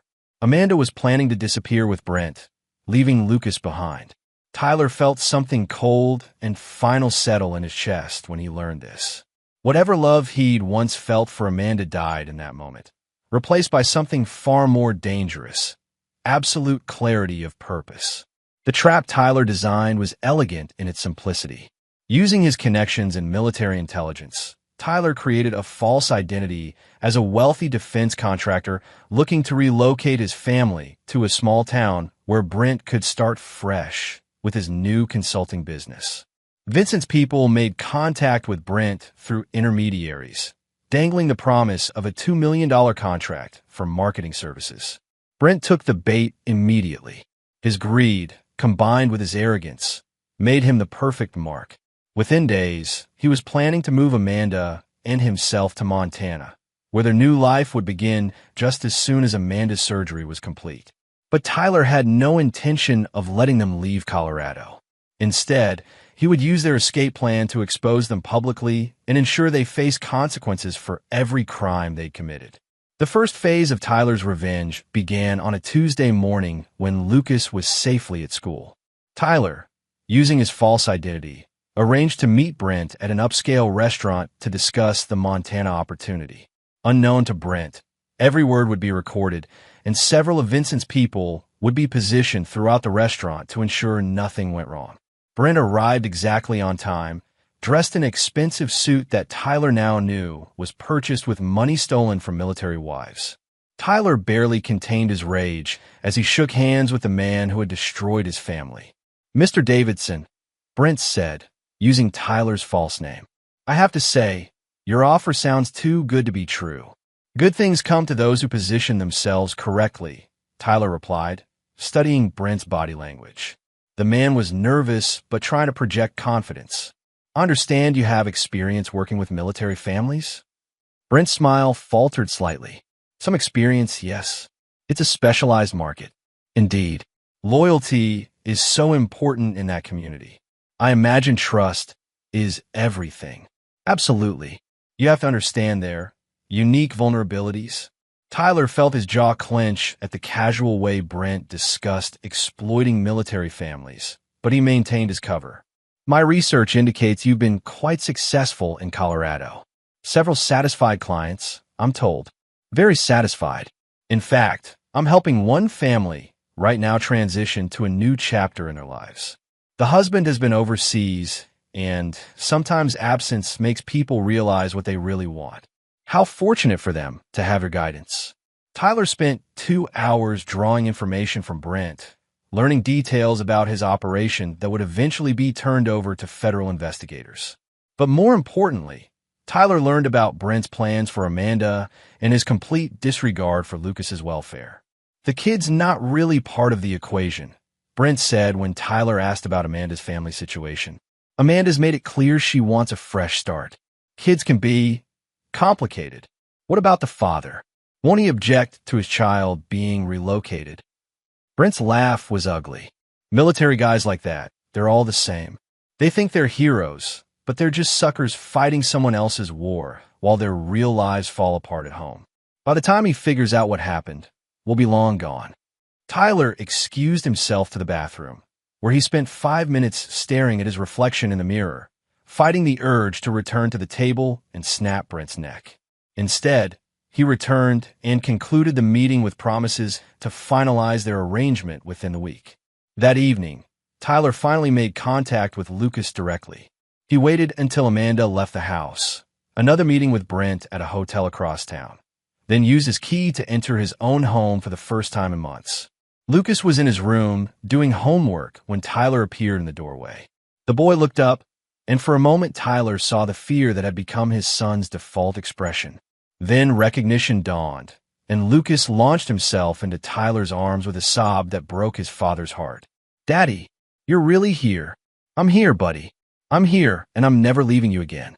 Tyler held his son while Lucas cried out months of fear, loneliness, and confusion.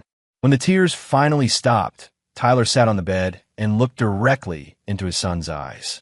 "Lucas, I need you to listen to me very carefully. What's been happening to you is not your fault. None of it. Do you understand?" Lucas nodded, but Tyler could see the doubt in his young face. "Your mother is sick, buddy. She's not thinking clearly, and she's been saying and doing things that are wrong. But that doesn't mean there's anything wrong with you. Is she going to get better?" Tyler chose his words carefully. Sometimes when people get sick like this, they have to go away for a while to get help. But you're going to be safe. I promise you that. Are you really staying home now? "Yes. And I'm going to make sure you never have to be afraid again." Tyler spent an hour with Lucas, reading together, talking about school, trying to restore some normalcy to his son's life. When they heard Amanda's car in the driveway, Tyler slipped out through the back door, but not before giving Lucas the most important instruction of all. "Remember what I told you about pretending you never saw me? That's still important. But if anyone asks you about what's been happening here, you tell them the truth. Every bit of it. Can you do that? Yes, sir. Good boy. I love you, Lucas. I love you too, Daddy. The next phase of Tyler's plan required perfect timing. Amanda's surgery was scheduled for Friday morning, which meant she would be under anesthesia and unable to communicate for several hours. During that window, Tyler would execute the most critical part of his revenge, ensuring that both Amanda and Brent were exactly where he wanted them when the trap finally closed. Thursday night, Tyler received confirmation from Vincent that everything was in place. Federal investigators were ready to move on Brent's operation. Child Protective Services had reviewed the evidence against Amanda and were prepared to remove Lucas from her custody immediately. Tyler's divorce attorney had filed papers that would freeze all of Amanda's assets and prevent her from leaving Colorado. Most importantly, Tyler had arranged for Lucas to be picked up from school Friday afternoon by Tyler's sister Jennifer, who lived in Denver and had already been briefed on the situation. Lucas would be safe and far away when the consequences of his mother's choices finally caught up with her.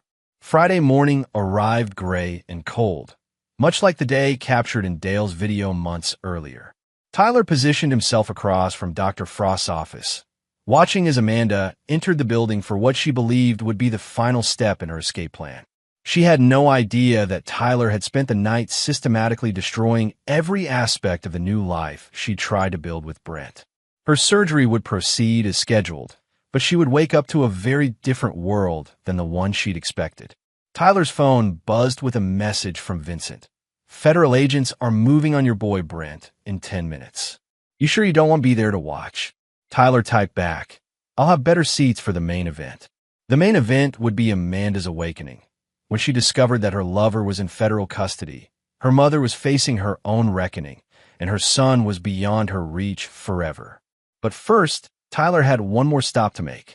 Patricia Hendricks was about to learn that some sins demand immediate payment, and Tyler Kozlov was an excellent debt collector. Chapter 4. The Mother-in-Law's Reckoning. Patricia Hendricks lived in a modest ranch house 20 minutes from Tyler's neighborhood, in a development filled with retirees and empty nesters. Tyler had always found her home pretentious, everything designed to project an image of comfortable middle-class respectability that he now knew was built on gambling debts and moral bankruptcy. Tyler parked across the street and observed the house for 30 minutes before making his move. Patricia's routine was predictable. Morning coffee on the front porch while reading the newspaper, followed by her daily trip to the grocery store. Today would be different. At exactly 9:47 a.m., Tyler knocked on Patricia's front door. When she opened it, her face cycled through surprise, confusion, and finally fear as she realized what Tyler's presence meant. Tyler? I thought you were. Still in Afghanistan? Interesting assumption, Patricia. Almost like you had reasons to hope I'd stay away. Patricia's hand moved toward her phone, but Tyler stepped forward with the measured confidence of a man who had kicked down doors in 3 different countries. I wouldn't do that if I were you. We have quite a lot to discuss, and I'd hate for our conversation to be interrupted. Tyler had no intention of physically harming a 67-year-old woman, but Patricia didn't know that. Her fear was a tool, and Tyler had learned long ago that psychological pressure was often more effective than physical force. What do you want? Patricia's voice was shaky, uncertain. I want to understand how a grandmother could watch her daughter abuse a 9-year-old child and encourage it. I want to know how someone who supposedly loves her family could hand her daughter a drink and tell her she was doing the right thing while her grandson stood barefoot in the snow. Patricia's face went white. She hadn't known about the video. I don't know what you're talking about. Tyler pulled out his phone and played the video. Patricia watched in growing horror as her own voice came through the speakers. We're doing the right thing, honey. The boy needs to learn consequences. Patricia struggled for words. That's taken out of context. You don't understand the situation. Then explain it to me. Explain how watching a child being abused is ever the right thing. Patricia sank into a chair, her composure cracking. Lucas has been difficult lately, acting out, defying Amanda. She's been under so much stress with you gone, trying to manage everything alone. Difficult how? What terrible crimes did my 9-year-old son commit that justified dragging him barefoot into the snow? He spilled juice on some important papers. Amanda had been working all day, and Lucas was being careless, not listening. Tyler felt his control slipping, but managed to keep his voice level. So for spilling juice, my son deserved to be verbally abused and forced to stand in freezing weather until his feet were raw. It wasn't like that. Amanda was just, she lost her temper. It happens. It happens. Patricia, I've seen enemy combatants show more mercy to their prisoners than your daughter showed to my son. Tyler moved closer, and Patricia shrank back in her chair. But that's not why I'm here. See, I know about your gambling problem. I know about the $43,000 you owe to some very dangerous people in Las Vegas. I know Brent has been making your payments. Patricia's eyes went wide. How do you? I know a lot of things, Patricia. I know you encouraged Amanda's relationship with Brent because it kept your creditors off your back. I know you've been helping them plan their escape to Montana. And I know you were perfectly willing to let them abandon Lucas to protect your own skin. That's not true. I love that boy. Love. Tyler's voice was deadly quiet. You call what I saw in that video love? You stood there with a drink in your hand and watched my son suffer, then told his abuser she was doing the right thing. That's not love, Patricia. That's evil. Tyler pulled out a folder and dropped it on the coffee table in front of her. These are copies of your financial records, your communications with Brent, and statements from witnesses who've seen you encourage Amanda's behavior. Tomorrow morning, Child Protective Services will receive a full report detailing your role in the abuse of your grandson. Patricia fumbled through the papers, her face growing paler with each page. Tyler, please. I made mistakes, but I was trying to help Amanda cope with. Cope? By torturing a child. It wasn't torture. You're being dramatic. Tyler pulled out his phone again and called a number. After a moment, a gruff voice answered. Detective Morrison. Dale, it's Tyler. Would you mind coming over to Patricia Hendricks' house? I think she'd like to hear your perspective on what we saw that night. Patricia looked confused until Tyler explained. Patricia, meet Dale Morrison. He's the retired police detective who lives next door to me. He's the one who recorded your daughter abusing my son. He's also the one who will be testifying about what he witnessed. 20 minutes later, Dale arrived and confirmed every detail of what they'd observed. He'd also brought additional footage. Apparently, the night Tyler had seen was not the first time Amanda had dragged Lucas outside as punishment. I've got recordings of her screaming at that boy going back 6 weeks. Dale said, his disgust evident. Audio only mostly, but enough to document a pattern of abuse. And every time, this woman here was in the house. Never once did she intervene or try to protect the child. Patricia was crying now, but Tyler felt no sympathy. His son had cried too, and no one had comforted him. Here's what's going to happen, Patricia.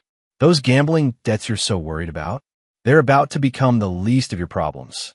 I've arranged for the Las Vegas creditors to be fully paid off as of this morning. Patricia looked up in confusion and hope. Don't get excited. I didn't pay them to help you. I paid them so they'd have no reason to be interested in you anymore. See, I needed to remove any financial incentive they might have to keep you safe. Tyler's smile was cold as winter. I've also made sure certain people in Las Vegas know exactly why those debts were paid off. Turns out, some of those casino owners have grandchildren of their own. They have very strong feelings about people who hurt kids. Patricia's face went white as she understood the implication. Tyler, you can't. I can and I have.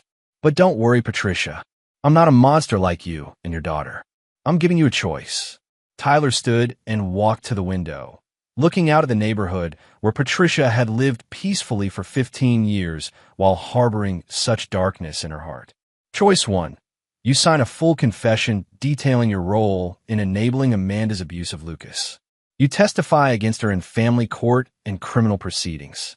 You make a public statement acknowledging what you did and asking for the community's forgiveness. And choice 2.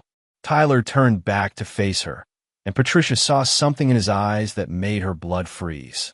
Choice 2 is you face the consequences of your actions without any protection from me. The Las Vegas people I mentioned, they're very creative when they feel someone has betrayed the natural order of things. Child abuse upsets the natural order. Patricia, you're threatening me. I'm offering you a chance to do the right thing.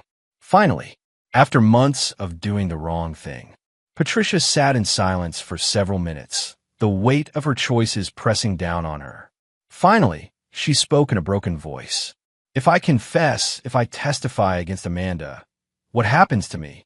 You'll face legal consequences for your role in the abuse. Probably probation, maybe some jail time, definitely community service. You'll lose your standing in the community. People will know what kind of person you really are. Tyler paused, letting that sink in. But you'll be alive. And maybe if you spend the rest of your life trying to make amends, you might find some peace.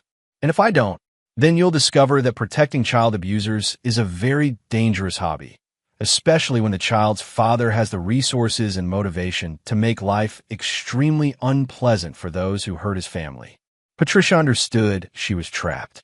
Her own choices had led her to this moment, and now she faced the consequences of enabling evil while protecting her own interests.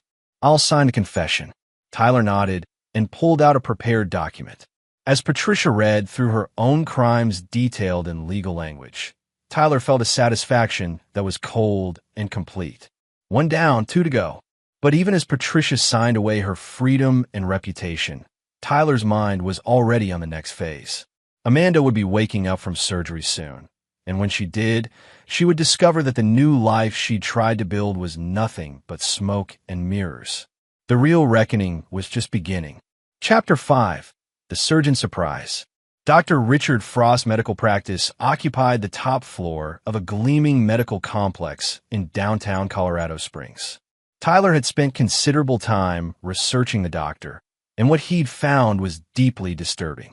Frost had a history of performing unnecessary procedures on vulnerable women, often at the suggestion of their romantic partners who promised to pay for expensive surgeries. Amanda was scheduled to come out of anesthesia at 2:15 p.m. Tyler planned to be there when she did, but first he had business with Dr. Frost himself. Tyler arrived at the medical office at 1:30 p.m., wearing a perfectly tailored suit and carrying a briefcase that identified him as Jonathan Mitchell, investigative journalist for the Denver Post. Vincent's people had created the identity specifically for this meeting, complete with business cards, press credentials, and a fake portfolio of investigative articles about medical malpractice. The receptionist was initially reluctant to interrupt Dr. Frost's schedule, but when Tyler mentioned he was investigating unethical cosmetic procedures performed without proper patient consent, she quickly ushered him into Frost's private office. Dr. Frost was a thin, nervous man in his 50s with the kind of practice smile that never reached his eyes. Tyler recognized him immediately from the surveillance photos. This was the man who had been planning to help Amanda erase all physical evidence of Lucas's birth. Mr. Mitchell, I have to say this is highly unusual. I'm not sure what kind of investigation you think you're conducting, but I can assure you my practice operates at the highest ethical standards. Tyler opened his briefcase and pulled out a thick folder. Dr. Frost, I'm investigating a pattern of cosmetic surgeries performed on women who appear to be under psychological duress. Women whose procedures are being paid for by men who aren't their husbands. Frost's smile faltered. I'm not sure what you're implying. I'm not implying anything, doctor. I'm stating facts. Tyler pulled out Amanda's file, which Vincent's people had obtained through less than legal means. Amanda Kozlov. Extensive reconstructive surgery designed to restore pre-pregnancy condition. Procedure paid for in cash by someone named Brent Kozlow, who is not her husband. Patient confidentiality prevents me from discussing. Patient confidentiality doesn't protect you when you're enabling child abandonment, doctor. Tyler's voice went hard. See, Amanda Kozlov is planning to use your surgery as part of a scheme to abandon her 9-year-old son and disappear with her lover. Frost stood up, agitated. I don't know anything about that. I provide medical services, nothing more. Really? Because I have recordings of consultations where you specifically discussed how the surgery would help Amanda start fresh and leave the past behind. Curious language for a routine medical procedure. Tyler played an audio recording on his phone. Frost's voice was clearly audible, discussing how the surgery would help Amanda become the woman she was meant to be, and how sometimes we have to leave certain chapters of our lives behind to find happiness. Frost's face went white as he heard his own words played back to him. Where did you get that? I told you, doctor. I'm an investigative journalist. It's amazing what people will say when they think they're safe. Tyler leaned forward. But here's the really interesting part. I know about your other patients, too. Melissa Crawford, whose husband was deployed in Iraq when you performed surgery she never requested. Jennifer Walsh, who came to you for a consultation and left with procedures she couldn't afford, paid for by a man who'd been manipulating her online. Tyler pulled out more files, each one documenting cases where Dr. Frost had performed surgeries on women who appear to be under psychological manipulation. I'm thinking there's a pattern here, Doctor. A very ugly pattern. Dr. Frost sank back into his chair, his confident demeanor cracking. You don't understand. These women came to me asking for help. I provided medical services. Help?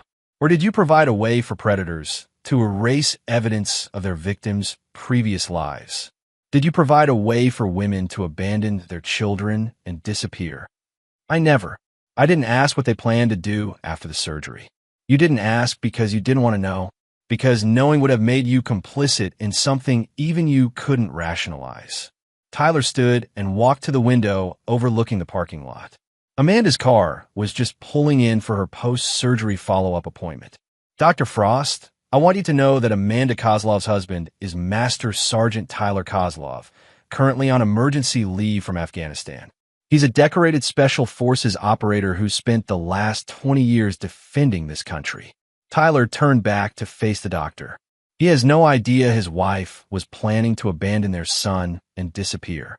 But he's about to find out because I'm going to tell him. And then I'm going to ask him what he thinks should happen to the people who helped his wife plan to abandon his child. Frost was sweating now. What do you want from me? I want you to call Amanda Kozlov and tell her that her surgery was unsuccessful. Tell her there were complications, that you need to keep her under observation for several more hours. I can't do that. It would be lying to a patient. Doctor, Amanda Kozlov is planning to use your surgery to abandon her 9-year-old son.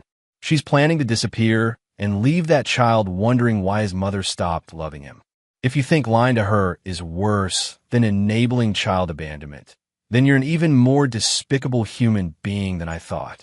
Tyler pulled out his phone and showed Frost the video of Amanda abusing Lucas. The doctor watched in horrified silence as Amanda dragged her son barefoot into the snow. That's the woman you helped, doctor. That's the mother who is so eager to start fresh that she was willing to torture her own child. Frost stared at the video, his face pale and sick. I didn't know. You didn't want to know. But now you do, and you have a choice. You can continue enabling child abuse, or you can do the right thing. Dr. Frost reached for his phone with a trembling hand. What exactly do you want me to tell her? Tell her the truth.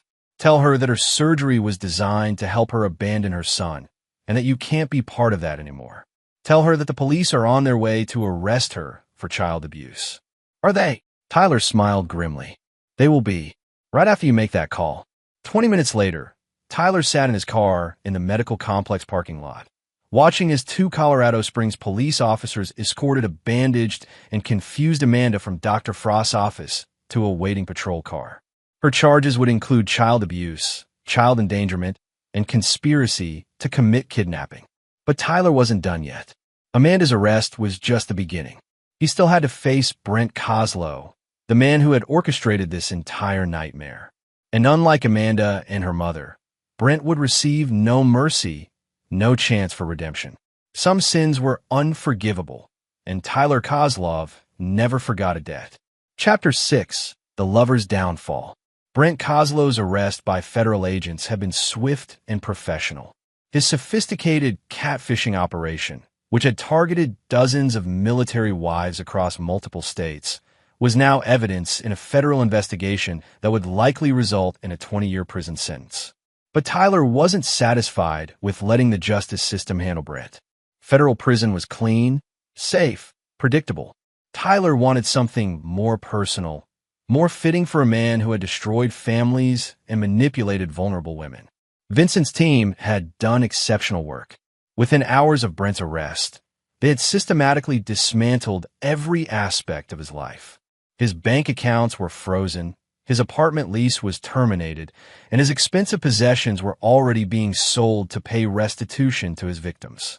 But Tyler's revenge went deeper than financial ruin. He had spent weeks studying Brent's psychology, understanding his weaknesses, his fears, his desperate need to be seen as successful and important. Tyler's plan would strip away everything Brent valued about himself and leave him with nothing but the truth of what he really was, a pathetic predator who targeted the families of deployed soldiers. Brent was being held in the Jefferson County Detention Center pending his federal hearing. Tyler used his military connections to arrange a visit, presenting himself as a federal investigator following up on the case. When Brent was brought to the interview room, Tyler barely recognized him. Gone was the confidence, the expensive clothes, the predatory smile. Brent looked exactly like what he was, a frightened man who had finally been caught.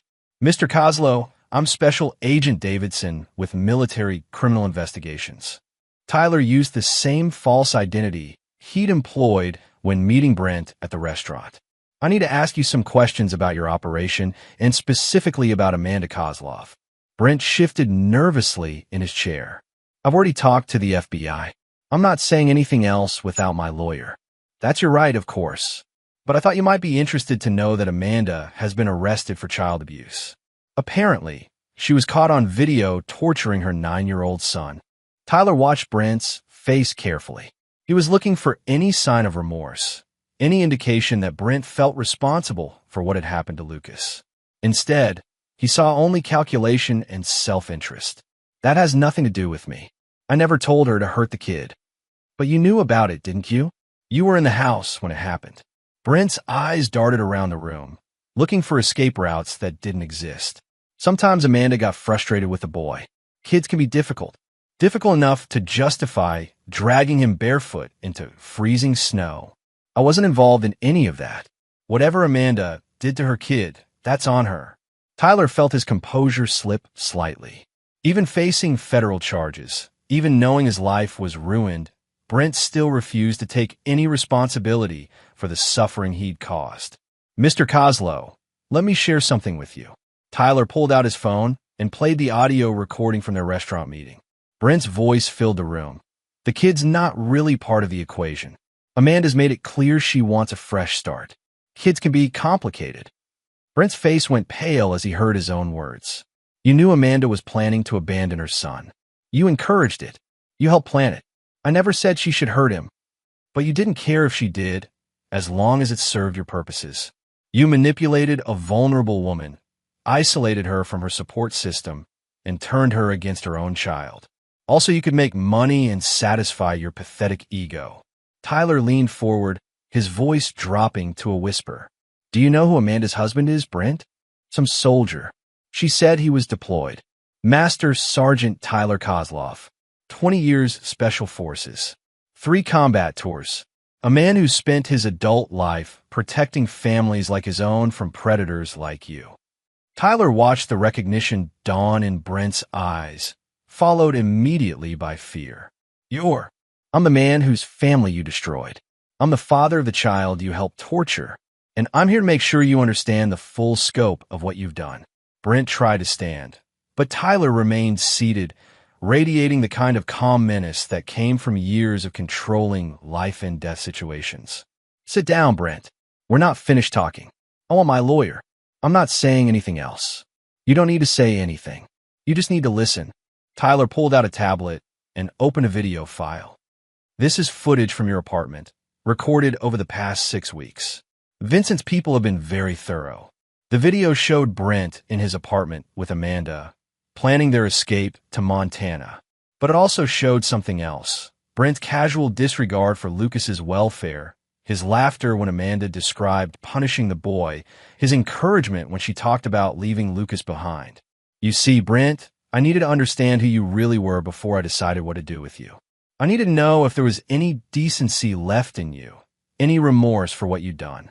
Tyler paused the video on a frame showing Brent laughing while Amanda described Lucas crying during one of her punishment sessions. "There isn't. Tyler put the tablet away and looked directly into Brent's eyes. So now you're going to learn what happens when you hurt the family of someone like me. You can't threaten me. There are guards, cameras. I'm not threatening you, Brent. I'm explaining your new reality. Tyler's smile was colder than a January morning. Federal prison is going to be very educational for you. See, most of the men in there have children of their own. They have very strong feelings about people who hurt kids. I never touched the boy. No, but you enabled his abuse. You encouraged it. You plan to profit from it. That makes you guilty in ways that matter more than legal technicalities. Tyler stood and walked to the small window in the interview room. I've made sure that every inmate in whatever federal facility you're sent to will know exactly what you did. They'll know you're the man who manipulated a soldier's wife into abandoning her child. They'll know you laughed while that child suffered.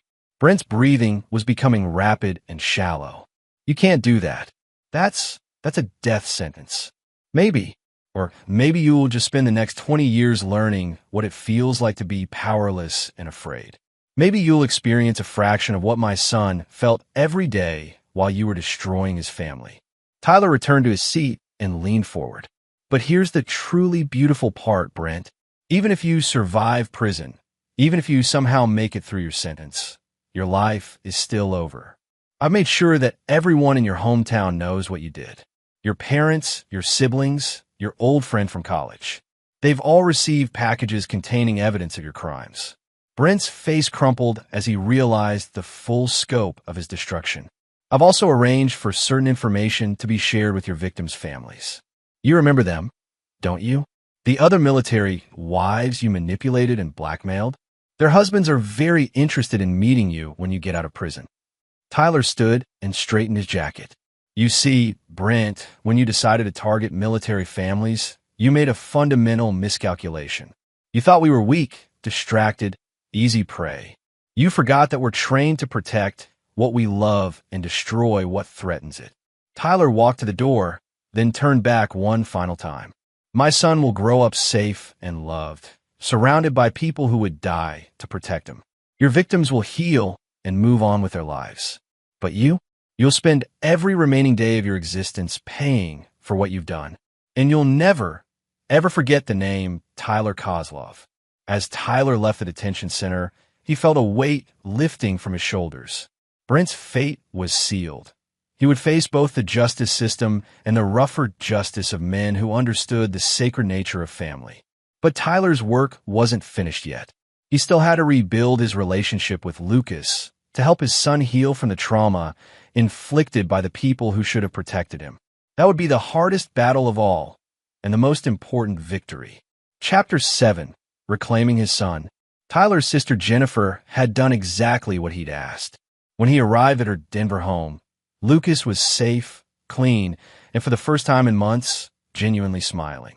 Jennifer had always been Lucas's favorite aunt, and her warm, stable household was exactly what the boy needed while his world was rebuilt around him. But Tyler could see the damage in his son's eyes, a wariness that hadn't been there before his deployment, a way of flinching at sudden movements or loud voices. The boy Tyler had left 9 months ago had been confident and outgoing. The son he was reclaiming was quiet, careful, afraid to take up too much space or ask for too much attention. "How's he been?" Tyler asked Jennifer privately while Lucas played with his cousins in the backyard. "Better each day, but still fragile. He asks about Amanda constantly. He's confused why his mother isn't coming to see him. And he's terrified that you're going to leave again." Tyler watched his son through the window, noting how Lucas kept glancing back at the house, making sure Tyler was still there. "What have you told him about Amanda?" "The truth, age-appropriately. That his mother is sick and has done some things that hurt him, and that she needs to get better before she can see him again." "I haven't told him she might never get better." Tyler nodded. Lucas deserved honesty, but he was still just 9 years old. Some truths would have to wait until he was older and stronger. "In the legal situation?" Jennifer's expression darkened. "Tyler, the prosecutor wants to use Lucas as a witness in Amanda's criminal trial. They need his testimony to prove the pattern of abuse." Tyler felt his jaw clench. "No, absolutely not. My son has been through enough without having to testify against his mother in court. The DA says it might be necessary for a conviction. Then they'll have to find another way. I won't put Lucas through that trauma. Tyler's phone buzzed with a message from his lawyer. Family court hearing scheduled for Monday. Full custody hearing. Amanda's attorney is requesting supervised visitation rights. Tyler showed the message to Jennifer, who shook her head in disgust. After what she did to him, her lawyer is arguing that she was under Brent's influence, that she's not fully responsible for her actions. They're claiming she deserves a chance at redemption. Tyler looked out at his son, who was finally laughing as he played with his cousins. Lucas deserved better than having to worry about when his abuser might return his life. That evening, Tyler sat with Lucas on Jennifer's back porch, watching the sunset paint the Rocky Mountains in shades of gold and purple. It was the first time they'd been alone together since Tyler's clandestine visit to Lucas's bedroom weeks earlier. "Dad." Lucas's voice was small, uncertain. "Yes, buddy. Are you really staying home now? For real this time?" Tyler turned to look at his son, seeing the desperate hope and lingering fear in the boy's eyes. "Yes, Lucas. I'm done with deployments. I'm going to be here every day from now on. But what if the Army needs you? The Army has enough soldiers. You only have one dad." Tyler put his arm around Lucas, feeling the boy relax slightly against his side. "I'm sorry I wasn't here when you needed me most. It wasn't your fault. You were fighting bad guys. Sometimes the worst bad guys are the ones we trust most." Tyler chose his words carefully. "Lucas, I need you to understand something. What your mother did to you wasn't your fault. None of it. Not the shouting, not the punishment, not the things she said. You did nothing wrong." Lucas was quiet for a long moment.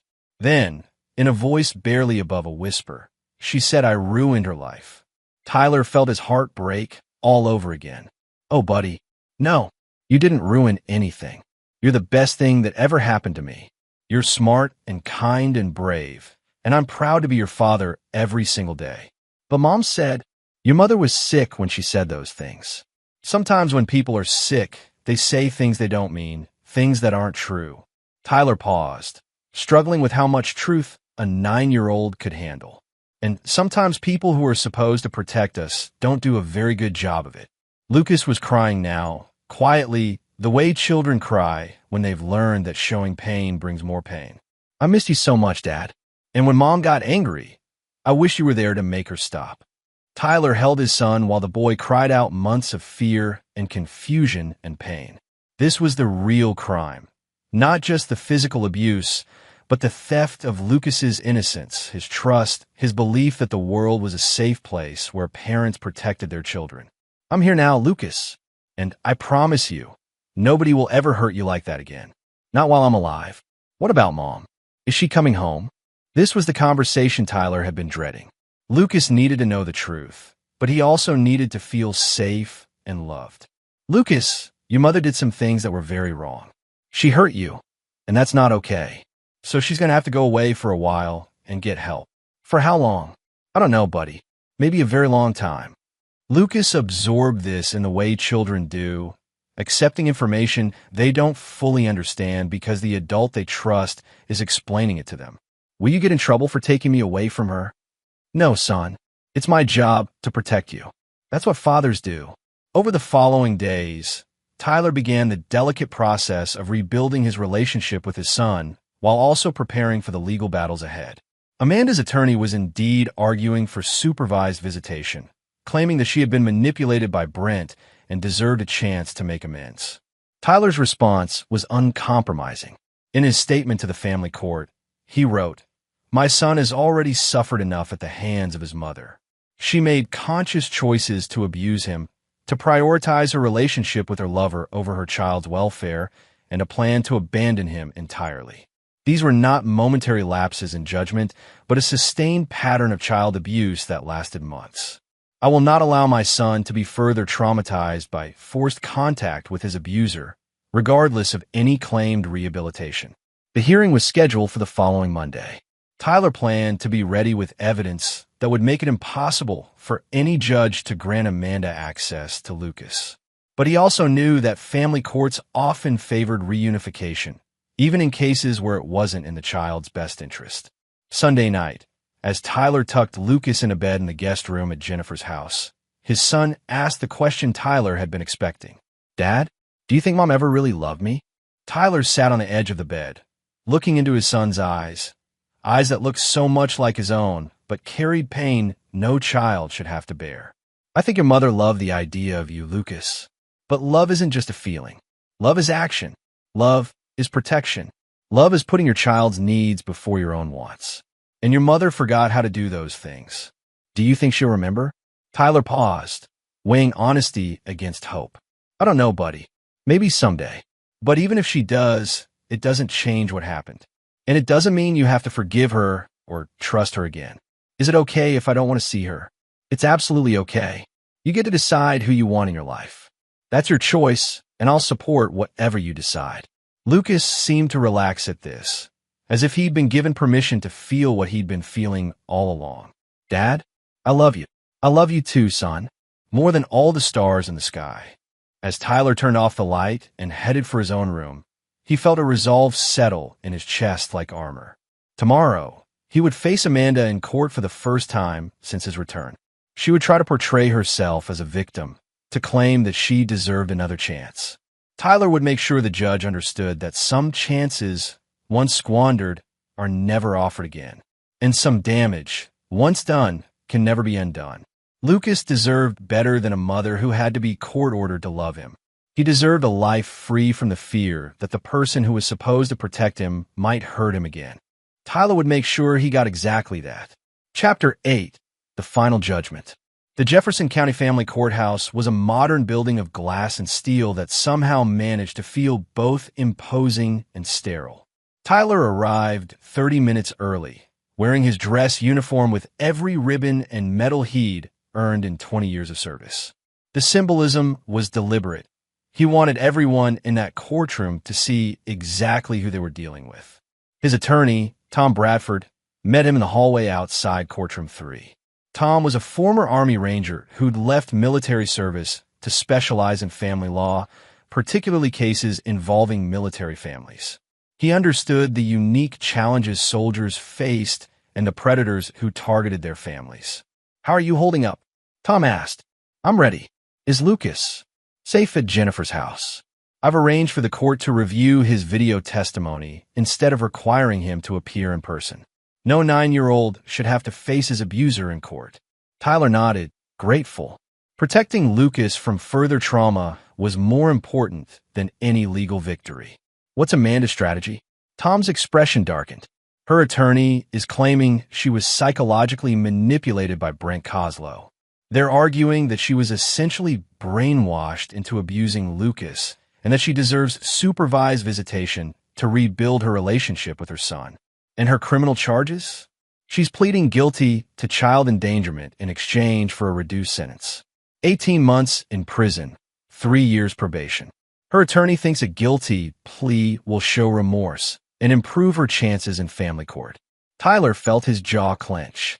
18 months for torturing a child wasn't justice. It was a plea bargain designed to minimize consequences. "Tom, I want you to understand something. Amanda will never have access to my son again.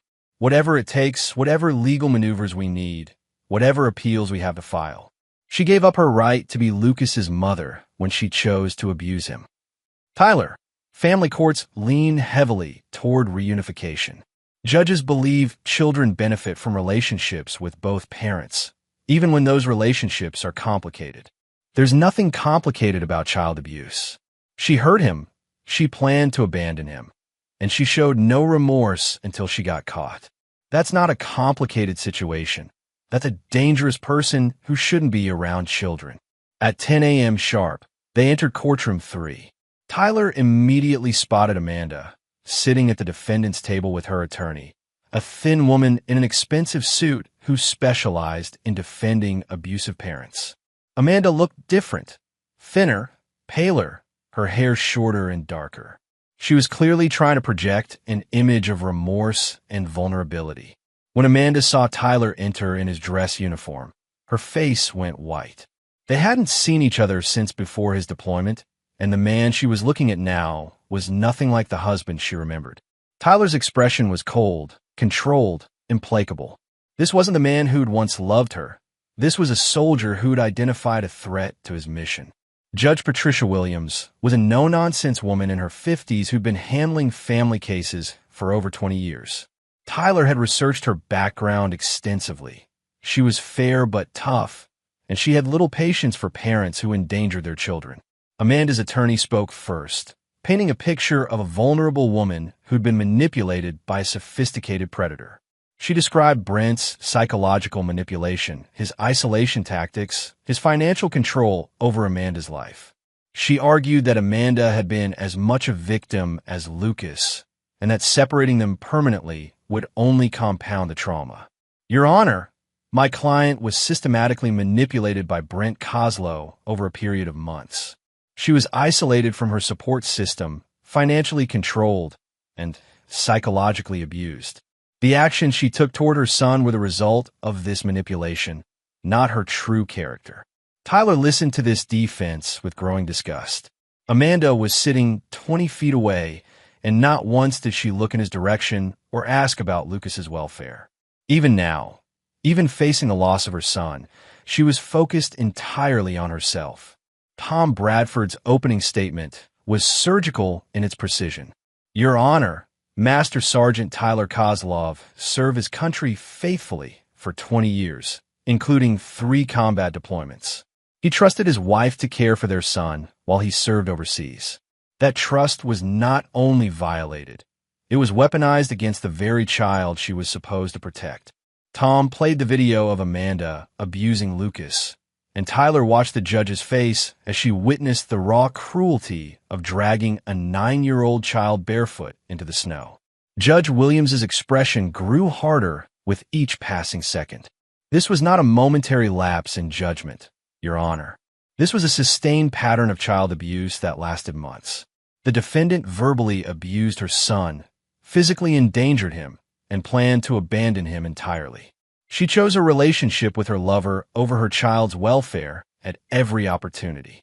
The next 2 hours were a parade of evidence that painted a devastating picture of Amanda's choices. Dale Morrison testified about what he'd witnessed and recorded. Dr. Frost, facing his own legal troubles, testified about Amanda's plans to use surgery to erase all evidence of Lucas's birth. Patricia Hendricks, as part of her plea agreement, testified about her daughter's escalating abuse and her own role in enabling it. But the most damaging testimony came from Amanda herself. Under cross-examination, Tom Bradford systematically dismantled her claims of being a victim. Mrs. Kozlov, you testified that you were manipulated by Mr. Kozlow, but you chose to accept his financial support for your mother's gambling debts, correct? He was helping my family. You chose to begin a sexual relationship with him while your husband was deployed, correct? I was lonely and confused. You chose to bring Mr. Kozlow into your marital home, where a 9-year-old son lived, correct? Brent was helping around the house, and you chose to drag your son barefoot into the snow while Mr. Kozlow watched from inside the house, correct? Amanda's composure finally cracked. You don't understand the pressure I was under. Lucas was acting out, being defiant. I was trying to manage everything alone while Tyler was gone. So your solution was to abuse your child? I wasn't abusing him. I was trying to teach him consequences. Tom played the audio of Amanda telling Lucas she should have aborted him. The sound of her own words, her own cruelty, seemed to shock Amanda into silence. Mrs. Kozlov, when you told your son you should have aborted him, were you teaching him consequences, or were you expressing your true feelings about his existence? Amanda couldn't answer. The truth was written across her face. In that moment, caught on video for all time, she had meant every word. Tyler was called to testify last. He spoke quietly but firmly about discovering the video, about his investigation into Amanda's plans, about finding his son traumatized and afraid. Your Honor, I've spent 20 years defending families like mine from those who would harm them. I never imagined the greatest threat to my son would come from his own mother. Tyler looked directly at Amanda for the first time since entering the courtroom. The woman I married, the woman I trusted with my child's life, doesn't exist anymore. She was replaced by someone who could watch a 9-year-old boy suffer and feel nothing but annoyance. That person should never be alone with a child again. Judge Williams recessed for lunch to consider her decision. When court reconvened at 2 p.m., her verdict was swift and final. After reviewing all evidence and testimony, this court finds that Amanda Kozlov poses a continuing threat to the physical and emotional welfare of her minor child. Supervised visitation is denied. Parental rights are hereby terminated. Tyler felt a weight lift from his shoulders that he'd been carrying since the day he'd first watched that video. Lucas was safe. Legally, permanently, finally safe. Amanda's scream of anguish echoed through the courtroom as the finality of the judge's words hit her. She had gambled everything on a new life with Brent, and she had lost more than she'd ever imagined possible. As Tyler left the courthouse, he felt no satisfaction, no sense of victory. Justice had been served, but the cost had been enormous. A family had been destroyed, a child had been traumatized, and lives had been ruined by choices that could never be undone. But Lucas was safe. And for Tyler, that was the only victory that mattered. Chapter 9, New Beginnings. 6 months later, Tyler and Lucas were building a treehouse in the backyard of their new home in Colorado Springs. Tyler had purchased a modest ranch house in a quiet neighborhood with excellent schools and neighbors who understood the value of privacy and peace. Lucas was different now. Older in some ways, but slowly rediscovering the joy and confidence that had been stolen from him. He laughed more often, asked questions without fear, and had stopped flinching when adults raised their voices. The healing was slow but steady, guided by a skilled child psychologist who specialized in trauma recovery. "Dad, do you think the roof is strong enough?" Lucas asked, examining Tyler's handiwork with the serious expression he'd developed when concentrating on important matters. "Let's find out." Tyler climbed up and tested the structure, bouncing slightly on the wooden platform. "Feels solid to me. What do you think?" Lucas climbed up to join his father, his movements more confident than they'd been months earlier. From their perch 12 feet off the ground, they could see most of their neighborhood and the mountains beyond. "I like it up here," Lucas said. "It feels safe." Tyler understood what his son meant. Height meant visibility, control, the ability to see potential threats approaching. It was a warrior's instinct, and Tyler felt a mix of pride and sadness that his 9-year-old son had already learned such lessons. "It's your space, buddy. Nobody can come up here unless you invite them." They worked in comfortable silence for another hour, Tyler teaching Lucas how to use tools safely, how to measure twice and cut once, how to take pride in building something with your own hands. These were lessons Tyler's own father had taught him decades earlier, and passing them on to Lucas felt like completing a circle. Tyler's phone buzzed with a text from Jennifer. "Dinner at my house Sunday?" The kids missed their cousin. "Aunt Jennifer wants to know if we want to have dinner at her house Sunday," Tyler told Lucas. "Can we? I miss playing with Tommy and Sarah." "Of course. Family dinner sounds perfect." Lucas smiled, and Tyler marveled at how much more frequent those smiles had become. His son was healing, slowly but surely, from wounds that should never have been inflicted. That evening, after Lucas had gone to bed, Tyler sat on his back porch with a beer and reviewed the latest updates from Tom Bradford. Amanda had been released from prison after serving 14 months of her 18-month sentence. She'd immediately violated her probation by attempting to contact Lucas at school and was now facing additional charges. Brent Kozlow was serving his federal sentence at a maximum security facility in Texas. Vincent's Information Network had confirmed that Brent's time in prison was proving as unpleasant as Tyler had predicted. Men who hurt children weren't welcome in any prison population. Patricia Hendricks had completed her community service and was living in an assisted care facility in Nebraska, far from Colorado and any temptation to interfere in Lucas's life. Her gambling addiction had been replaced by an addiction to prescription medications, and she spent most of her days in a pharmaceutical haze that kept her from dwelling on the granddaughter she'd lost through her own choices. Tyler felt no satisfaction in their suffering. Their punishments were simply consequences as natural and inevitable as gravity. Actions had results, choices had costs, and people who hurt children faced the judgment of those who protected them. Dr. Frost had lost his medical license and was working as a medical supply salesman, his career destroyed by his willingness to enable predators. His cooperation with authorities had kept him out of prison, but his reputation was ruined beyond repair. Tyler's own healing was more complex. The guilt of being absent when Lucas needed him most would never fully fade. But he learned to channel that guilt into positive action, being the father Lucas needed now, building the life his son deserved, creating a safe space where trust could slowly be rebuilt. Lucas's therapy sessions were going well. Dr. Sarah Chun was a specialist in childhood trauma who'd helped Lucas understand that his mother's abuse was never his fault, that adults who hurt children are responsible for their own choices, and that being afraid of someone who hurt you is normal and healthy. Lucas is remarkably resilient, Dr. Chun had told Tyler during their last meeting. He's processed most of the immediate trauma, and he's developing healthy coping mechanisms. The key now is maintaining stability and consistency in his environment. Tyler had committed to providing exactly that. He declined offers to return to active duty, instead taking a position with a private security company that kept him in Colorado and available for every school play, every parent-teacher conference, every bedtime story Lucas needed. Some evenings, like tonight, Tyler would find himself standing in Lucas's doorway, watching his son sleep peacefully in a bed surrounded by books and toys and all the normal things that fill the child's room. No more hiding under covers with flashlights.